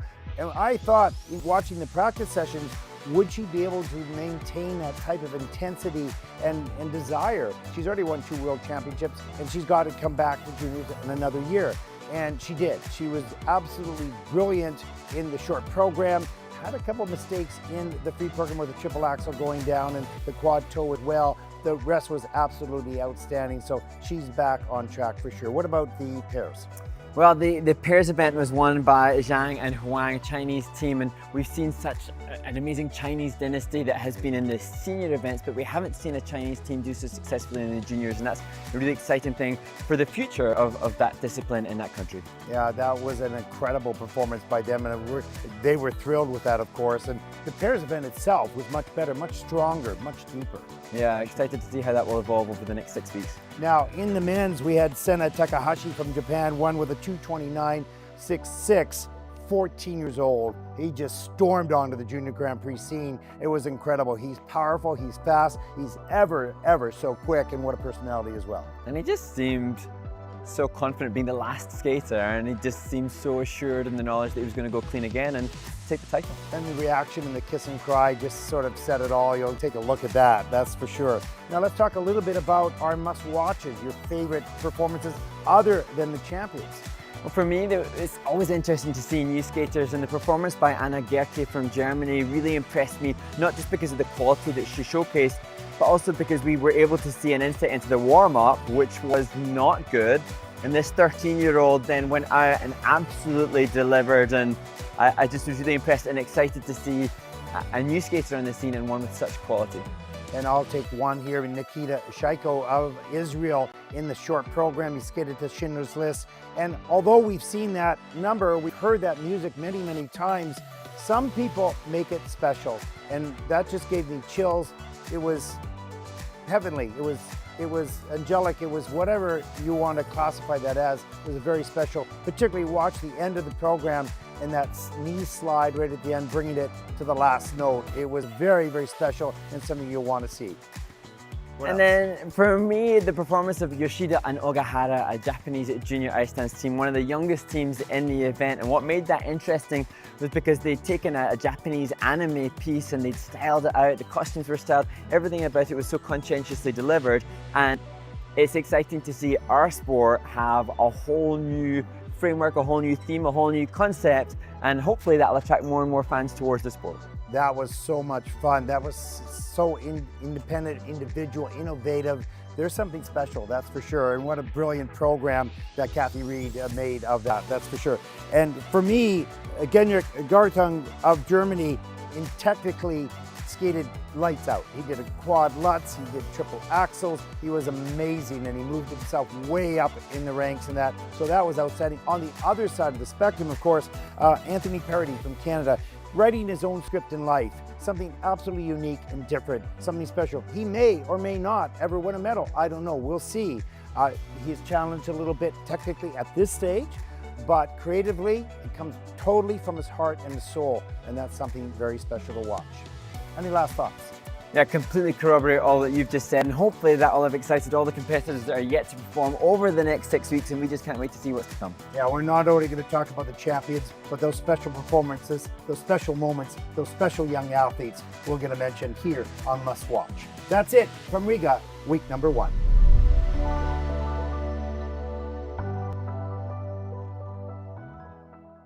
The first years of my sports career in figure skating, I started in Mexico when I was 8 years old. In 2023, during the summer, I have the opportunity to move to Canada and to grow as an athlete.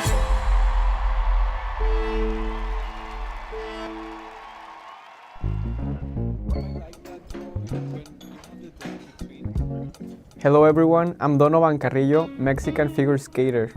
This morning I picked some eggs and tomato with potatoes.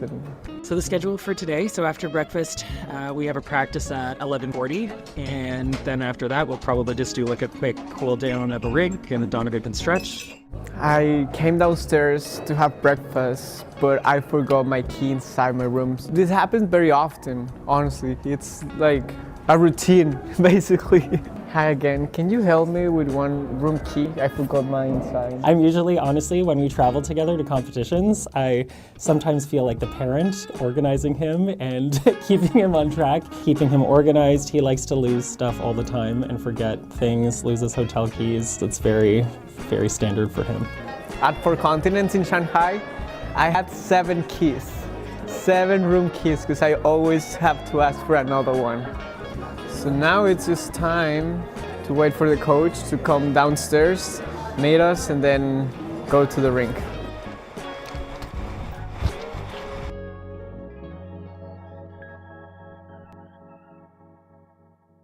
The first few years of my skating in Mexico were challenging. It was always finding the way to make things work, even when the environment was not ideal. I had to skate with public session every day, and the ice conditions were not that great.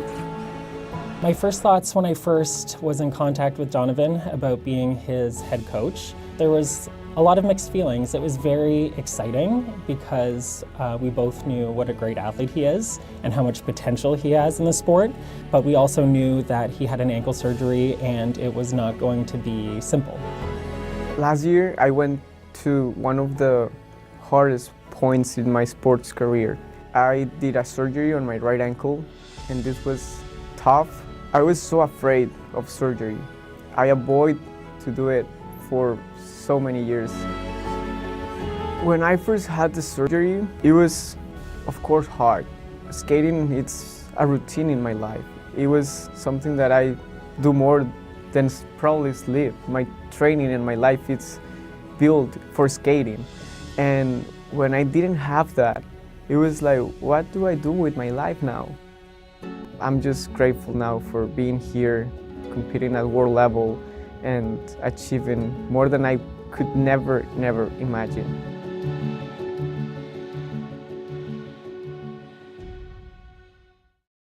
This week I got to meet Donovan's family, his mom, dad, and oldest sister. They don't really speak a lot of English, and I speak zero Spanish, so it's a little bit complicated. It was really special for me. I feel like in some ways when Donovan moved to Toronto, I almost took on the parental role. I think every coach aspires to have, that meaningful connections. Muy feliz, muy contento, orgulloso del desempeño que tiene y lo más importante, que siga amando a su nación, a México. Gracias, Jonathan. Gracias, Donovan. It was very special. I felt just such a huge sense of gratitude and respect and happiness from them. It's been a long process, but I think everything settled down when it counted the most. I'm just so incredibly proud of you. I think what we've achieved together is incredible. I think coming back from a surgery for any athlete is almost impossible.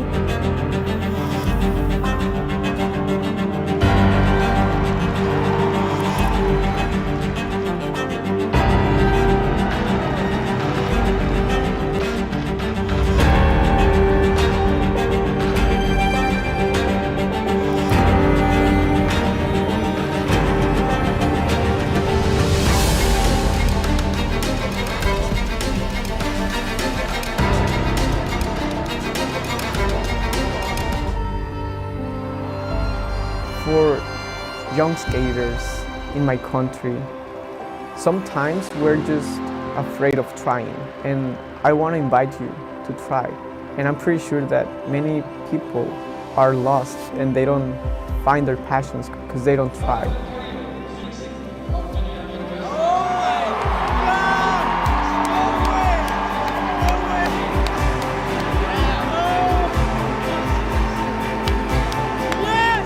And I want to invite you to try. It doesn't matter. Just have fun and give it a chance.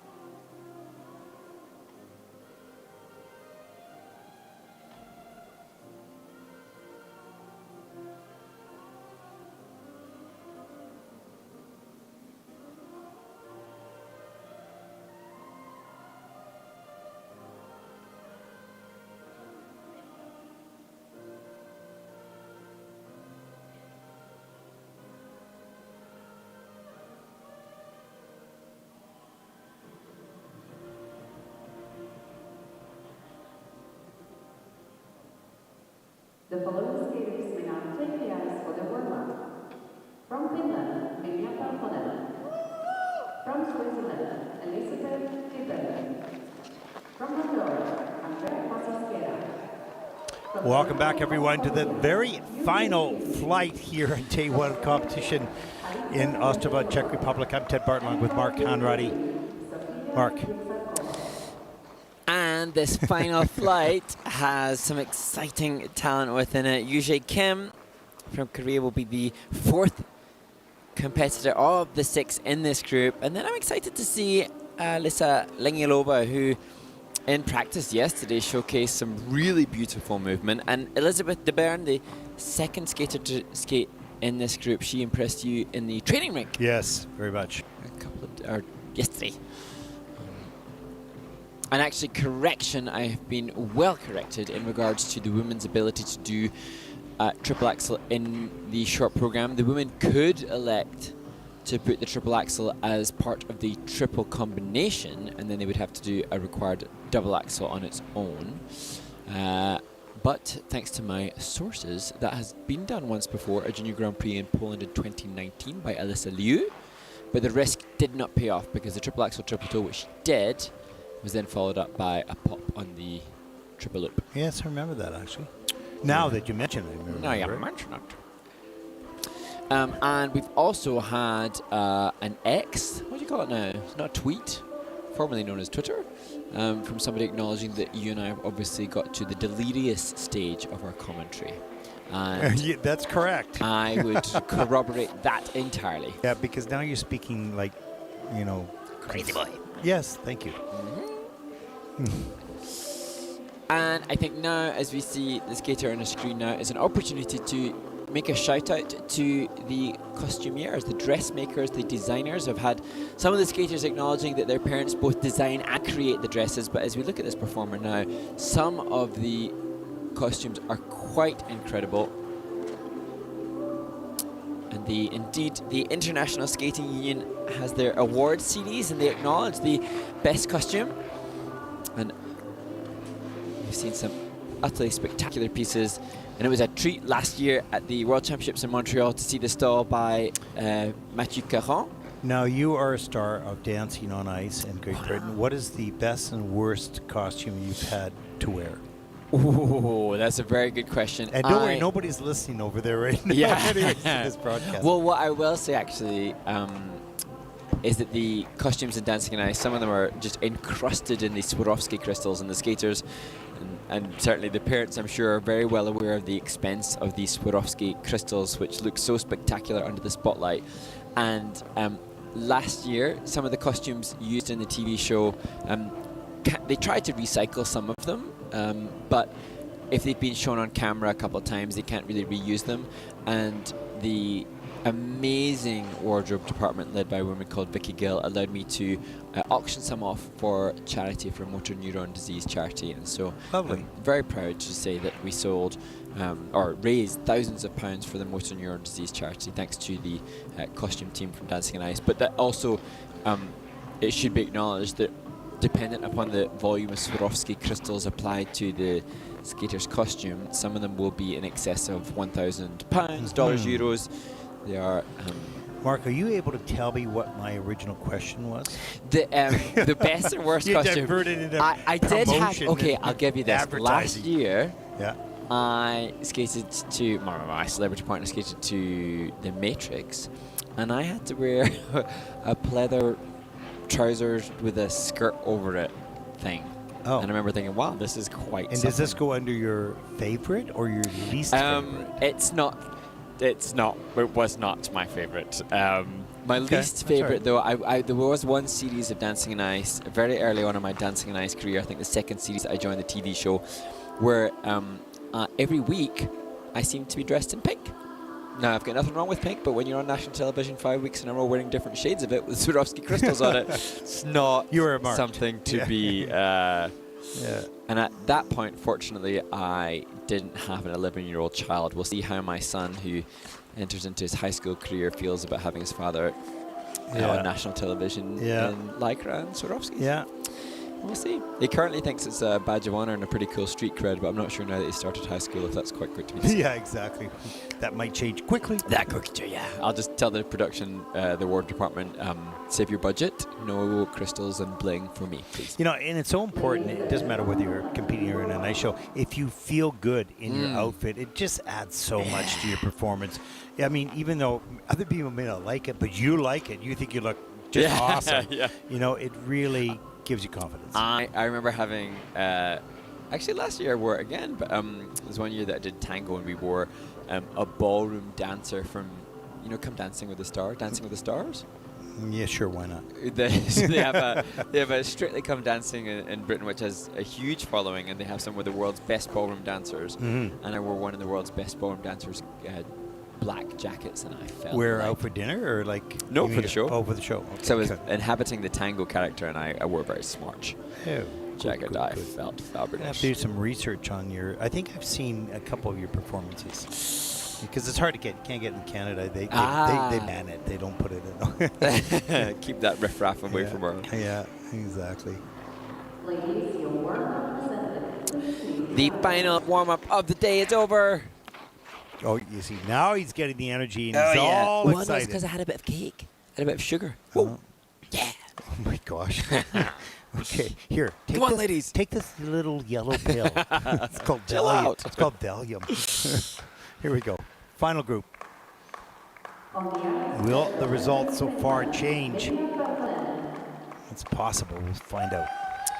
And so now, opening this final group, Minja Peltonen, the 18-year-old who, when she was 9 years old, had Leg-Perthes disease in her hip, and the doctors told her she wouldn't be able to skate at a high level because of the disease in her hip. And here she finds herself representing her nation at the Junior Grand Prix. And that is awesome.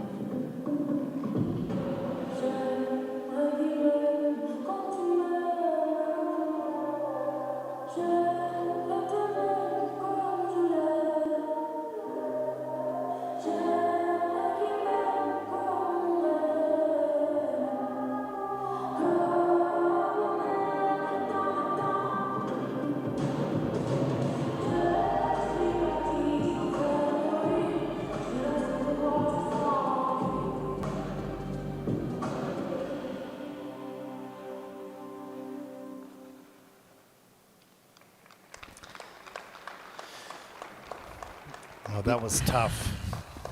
That's where you would wish for Minja Peltonen from Vanta the opportunity to just restart, rewind the last 3 minutes and go again. No reflection of the caliber of the skater, and indeed I know that she's very capable of the hardest combination of the entire event. She was intending triple lutz, triple loop. And you can see she just yanked those shoulders on the triple lutz and got off pattern and couldn't even get it in the triple loop, but she was intending to do so. Let's take a look at that element. Here it is. Slow it down. She pulls those left shoulders really early, pops it to a double, and then off kilter on the takeoff. Gets a double done, but yeah. Then this opens up a little bit too early and on a big lean, 2-foot landing. And then at this point, the brain is racing and worrying with the implications of the mistakes made, and then the desperation maybe to make some salvation with the double. That was cool. I like the little toe step, though. You just broke your sentence. That's cool. Like that. But the desperation to salvage something with the double axles, perhaps what caused this timing to change again on that element 2 and the consequential mistake there. She can really move. She's got great range of movement, but the disappointment certainly, held back a bigger performance.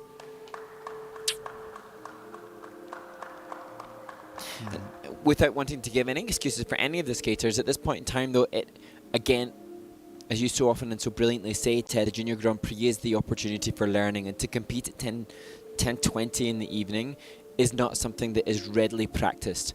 It sounds so cliche, but if you took all the times challenges in life and added them up, maybe it's 100. I'm making it up, more than that, of course, but 100 challenges. You need to go through those 100 challenges in order to make who you are when you're a little bit older at your peak, if you will. And so you don't choose where it happens, but you do need them to happen. And I know it's cliche, and I know we say this all the time, simply because it's true. We've been through it. You've been through it. I've been through it. We've worked with many skaters who have been through it. So not pleasant, not design, but reality. 33.97. And that will put her currently into 29th position as she looks at that and goes, whoa, that was not what was in the cards, but it is a card that was played. Good to see. Pragmatic shrug of the shoulders. We wish her all the very best. Day off tomorrow to recoup. And our next skater, we saw it during the practice, and she really caught my eye. I don't know. It was interesting. We had a chat with the coach, and, getting it out into competition is a different thing, but certainly some special abilities what we saw in practice. Yeah, and you can just see Elizabeth de Bern just simulating a jump takeoff there, and again another one. She will be intending to open with that walkthrough, which will become a triple lutz, triple toe combination to start this program.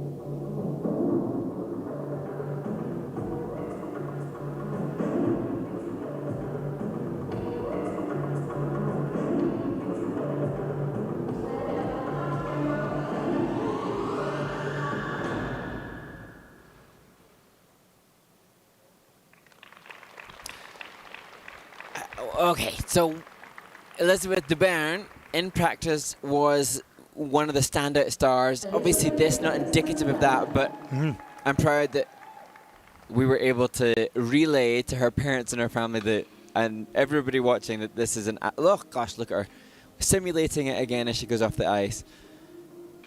A star in the making, just not materialized here. Well, she started on the learning, you know, and this is learning. And you can do that in practice. You've got to bring it. Look at the energy at the top of the program. Just awesome. Here's the triple Lutz. Gets free leg round, up, triple toe loop, and has to just step out of that. Double axel, no problem. How quick she is. She's very agile, very quick, which is great. But here is a rush takeoff. Pops it into really just sort of downgraded double. But keeps the performance up. And, you know, she's got some great coaches, and Yeji Shen, the choreographer of this short program, has just got so many nuances within it. The whacking, the dance style that was obviously employed for the Makebas. It's a brilliant track. And I think this skater at the tender age of 13 could already do a whole host of different themes and styles. And this whacking is hard. I mean, look at the arm movements and the quickness. I mean, she's got it all. It's all there. But this is a sport married to art, and she's got some of that art there and some of the sport as well. But this is a process. And this young woman is 13. Give her time. Give her time. She's got so much already. Yeah, she said, okay. Yeah, interesting. There you go. I should be in bed. She No said, wonder. No wonder. But look at her. So good.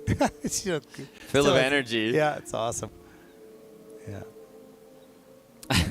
I believe in this young skater. I know the journey will be tough and there'll be ups and downs, as maybe tonight's a little bit of a down for her, but she certainly has the skill. A lot of fun to watch. Short program score for Elizabeth Durbin. 46.87, and that is 14th in the short program. But all those scores are bunched together. A lot will happen in the free program. Lots of changes. And hopefully that those mistakes will fuel her up for the. Oh yeah. And now we move to the 16-year-old Andrea Pazos Guerra, who represents Andorra. Skates to I'm Still Standing.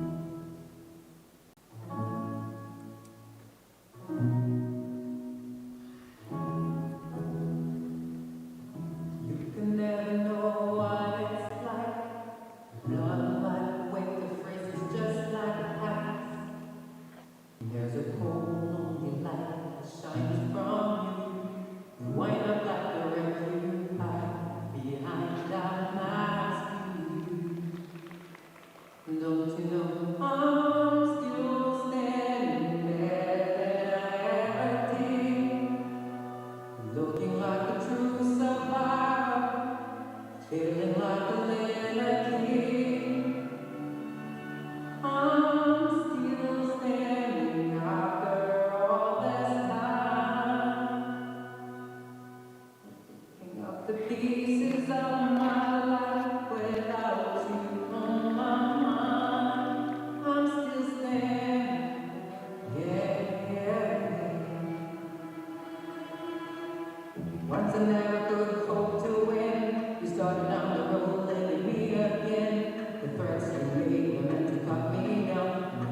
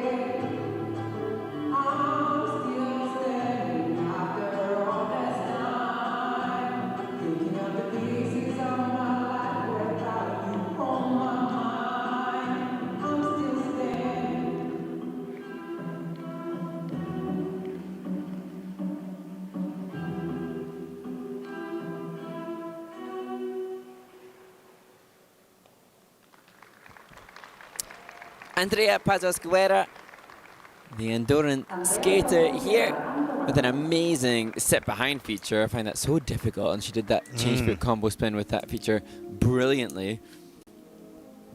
Somebody stayed to support. Yeah, the soul. It is late for a lot of these skaters. It's running up on 10:30.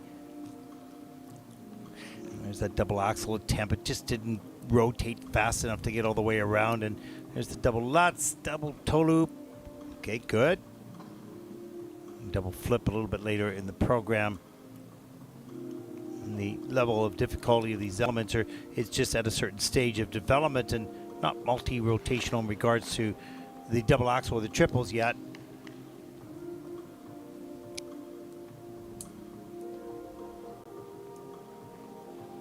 But again, let's take a look. 12 hours a week in Andorra during the low season and 15 hours during the high season. So, yeah. And when it comes to Andrea's hobbies, for the International Skating Union biographies, the skaters requested, the request is to list their hobbies. I love the fact that she's put skate and travel. And here she is in Ostrava, traveling and skating. So she's doing her hobbies. Yeah. There you go. And hopefully showcasing to her family how hard she has worked, because again, for those, especially for those that have never skated, the volume of work that has to be done to do double lutz, double toe is immense. You don't come off the street in a year or two and land that. No. Yeah, it's not like you pick up a basketball, shoot it at the hoop, or and you get it through. Yeah, oh yeah. This takes way longer. Too many details.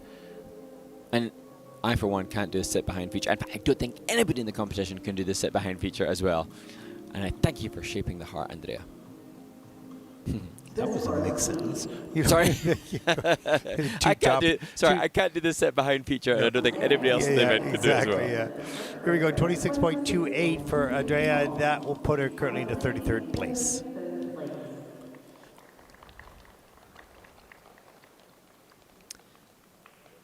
Well, next up. Wow. Perhaps a challenger. We'll see. Absolutely. This next skater has certainly the potential to be in the mix for the lead. Yujie Kim. We've seen land triple axels in the past. Skating to Love Story by Lola and Hauser.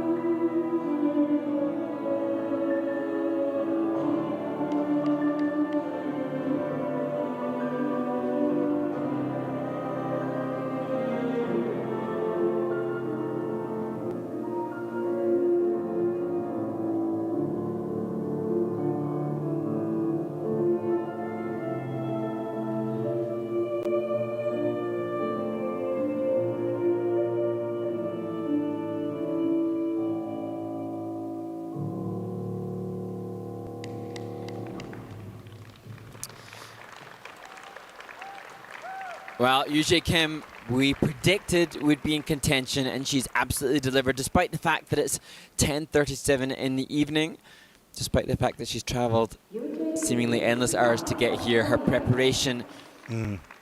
That's where the muscle memory through all those program run-throughs kicks in and is your angel at your side. You don't feel like it, but the body will do what it's been trained to do. As we take a look at some of the elements of the program. Beautiful skating, basic skating skills, as we often talk about with the Korean and Japanese skaters. Double axel, a little wonky on the landing, but hangs on. There's a triple Lutz, backs up over the toe pick, nice and tight, straight and strong in both the Lutz and the toe. A total of 10.86 points for that. There's a triple flip. A little clunky on the landing there. They did review it, and it has a quarter on the landing. And some lovely expression, both Yujie and her sister Yusong Kim. Really brilliantly expressive in their movement. For me, the difference between Yujie's brilliance and the top two Japanese competitors is the skating skill and the flow and the glide, and I think that's just that little extra amount of ice coverage and free leg extension, just the mindfulness of the way in which their free leg strokes. And she struggles to pull on her. Oh dear, I hope she doesn't break her zip. So Yujie came at third in, oh no, sorry, she was fourth in the short program at the Korean Junior Grand Prix qualification event. She had a 60.86 there. Her sister, Yusong, 65 so here. Yeah, 65 is her personal best, 65.33, but 61.20. So for Yujie Kim, that is fourth in the short program so far. Two skaters to come. And we can see that's ever so close. Good, tight race for the bronze position and perhaps for silver, but two Japanese skaters really were quite on top of their game. It'll be tough to beat. And now to another 13-year-old, Alisa Lengyelova. The spins in practice were a struggle, but there were some real moments of class and beauty from this skater. Now, we can't make our must-watch moments before the event has started, but based on practice, we must watch what's to come. Nice try.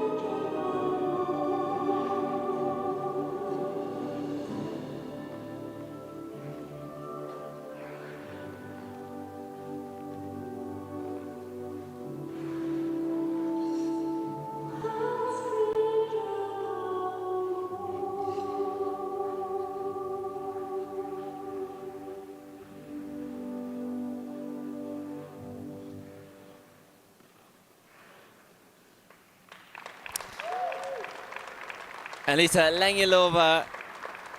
Wow, Slovakia again. Yes. This is amazing. You can see that country starting to rise in the junior ranks in 3 of the disciplines at least. Well, 5th in the pairs after the short program. The leader of the men's event, Adam Hagara, Slovakian, and now Elisa Langilova living up to the hype that I've given her. We saw her in practice. We said, how beautiful was that? But we were unsure as to what would materialize in competition, and we've seen it happen here tonight. Really flawless. And as was the same in practices, we see this opening triple flip.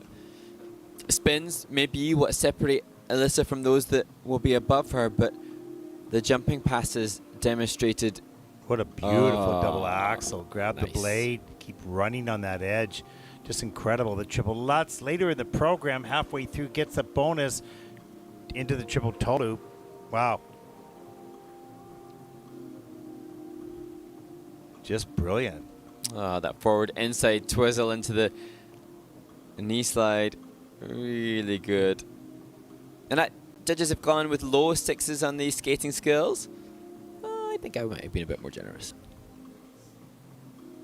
But you can see good glide, that left back outside loop, difficult to do. But here, perhaps an indication of the weakness. And just not just, but level 3 as opposed to level 4. And she didn't go back up into the Billman, and she was a little late on the music. I think she just sort of skipped that maybe. I'm not sure. And certainly the grade of execution of that, that's maybe about 7/10 of a point. Different. It looks like she might be a ventriloquist as well. This, oh, there you go. Oh, hidden talent. She doesn't have. She plays the flute. She likes crochet. She likes reading, but maybe ventriloquism is another hobby that she can enjoy. And does the whatever it is, moose or monkey? I don't know is it what a monkey? I don't. Does it speak to the coach? Can it do? Can it shape a heart? That's the question. We're gonna see. No, I don't think it's going to. I think for tomorrow, please, Alyssa, could you please make sure that your monkey shapes a heart like a square? Yeah. I mean, preferably do a 7 clean triple free skate as well. What a sense of humor this young woman has, to pull the hand puppet up, the kiss and cry. We're going to have to rebrand that kiss and cry. Okay. Kiss and cry and hand puppets. Right? And hearts. What a lovely performance. As light and beautiful as the music was. Yes, and it'll be a complete contrast for the free skate. Here is the short program score, 59.29. That is 6th in the short program, but it's ever so close. Let's take a look. You can see, wow, just 2 points out of 3rd. So, and there's more in between. So that's going to be quite the battle. Wow, lots going to happen. Lots will happen.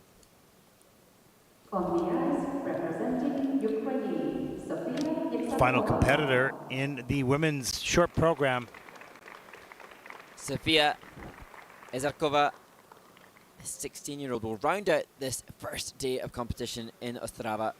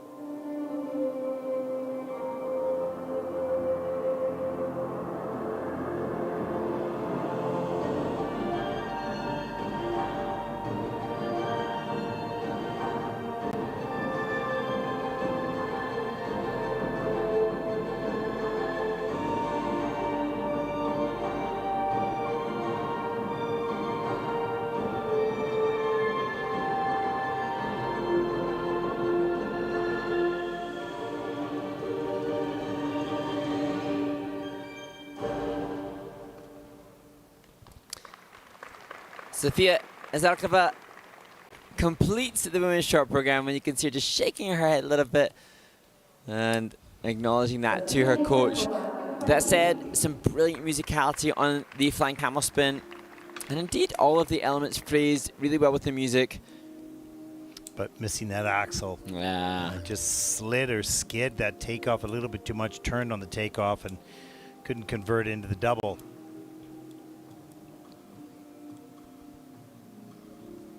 But, you know, she's the final skater here. It is 10 before 11 o'clock at night. It's been a long day. There's the triple sow. Double toe. Let's see. Under rotated in the double toe and on the triple sow. And here's a skid on this takeoff and just pops into a single. Shows the split-second reactions of the skaters, because you could see Sofia looking down at the ice in despair, knowing the implications of that single rather than double. Yeah. And here is the double flip a little bit later. That was nicely done. Good running edge on that takeoff, or the landing, pardon me. Beautiful This was great. outside edge camel. Beautiful sit spin, just like yours, Mark. No, it is true. I mean, I would say that honestly. And there's the change combo spin level 3 at the end of the program. One of the features, one out of the possible 4 features is missing. Nice. Well done. And Sofia should be, and I hope is incredibly proud of the fact that she's here representing Ukraine. And now she, like each of the other 37 women in the short program, will perform again in 2 days' time. They will have practice tomorrow ahead of their free skate on Saturday, which will have a starting order in reverse order of the result of today's event. Yeah, one of the skaters like to do back-to-back, or like to have a day off. I mean, in theory, they give me a day to rest. This course, please. Sorry. Depends whether or not it's been a good or bad day, perhaps, on the short program. Yeah, exactly. Short program score 31.75, and that is 34th position for Sofia. Well, Mark, we made it through the 12 and a half hours of figure skating. And you are now coming down off your energy. Sugar high. Exactly. You had that piece of cake and you were just riding high. We take a look at the final standings. We can see Wada at 67.21 and Uzono 64.41 and Gladkeef 61.45. But you can see the rest of the field very tight. We will see a lot of movement tomorrow. We won't be able to track it all. We will track the top 3 for sure, or the top 5. Yeah, and excited to see how the women develop and if anybody can make huge strides forward. Some of the skaters here that we see lower down capable of the same difficulty in their jumping passes as those much higher up, so potentially, as you say, Ted, room for much movement. Yeah, and that concludes a long day of coverage. Tomorrow we will start with the rhythm dance, followed by the pairs free program. We'll finish the day out with men's free program. 2 medal presentations will take place tomorrow at the end of the day. For all of us here at the ISU and Mark Hanratty, I'm Ted Barton. Thank you for watching. Make sure you join us tomorrow.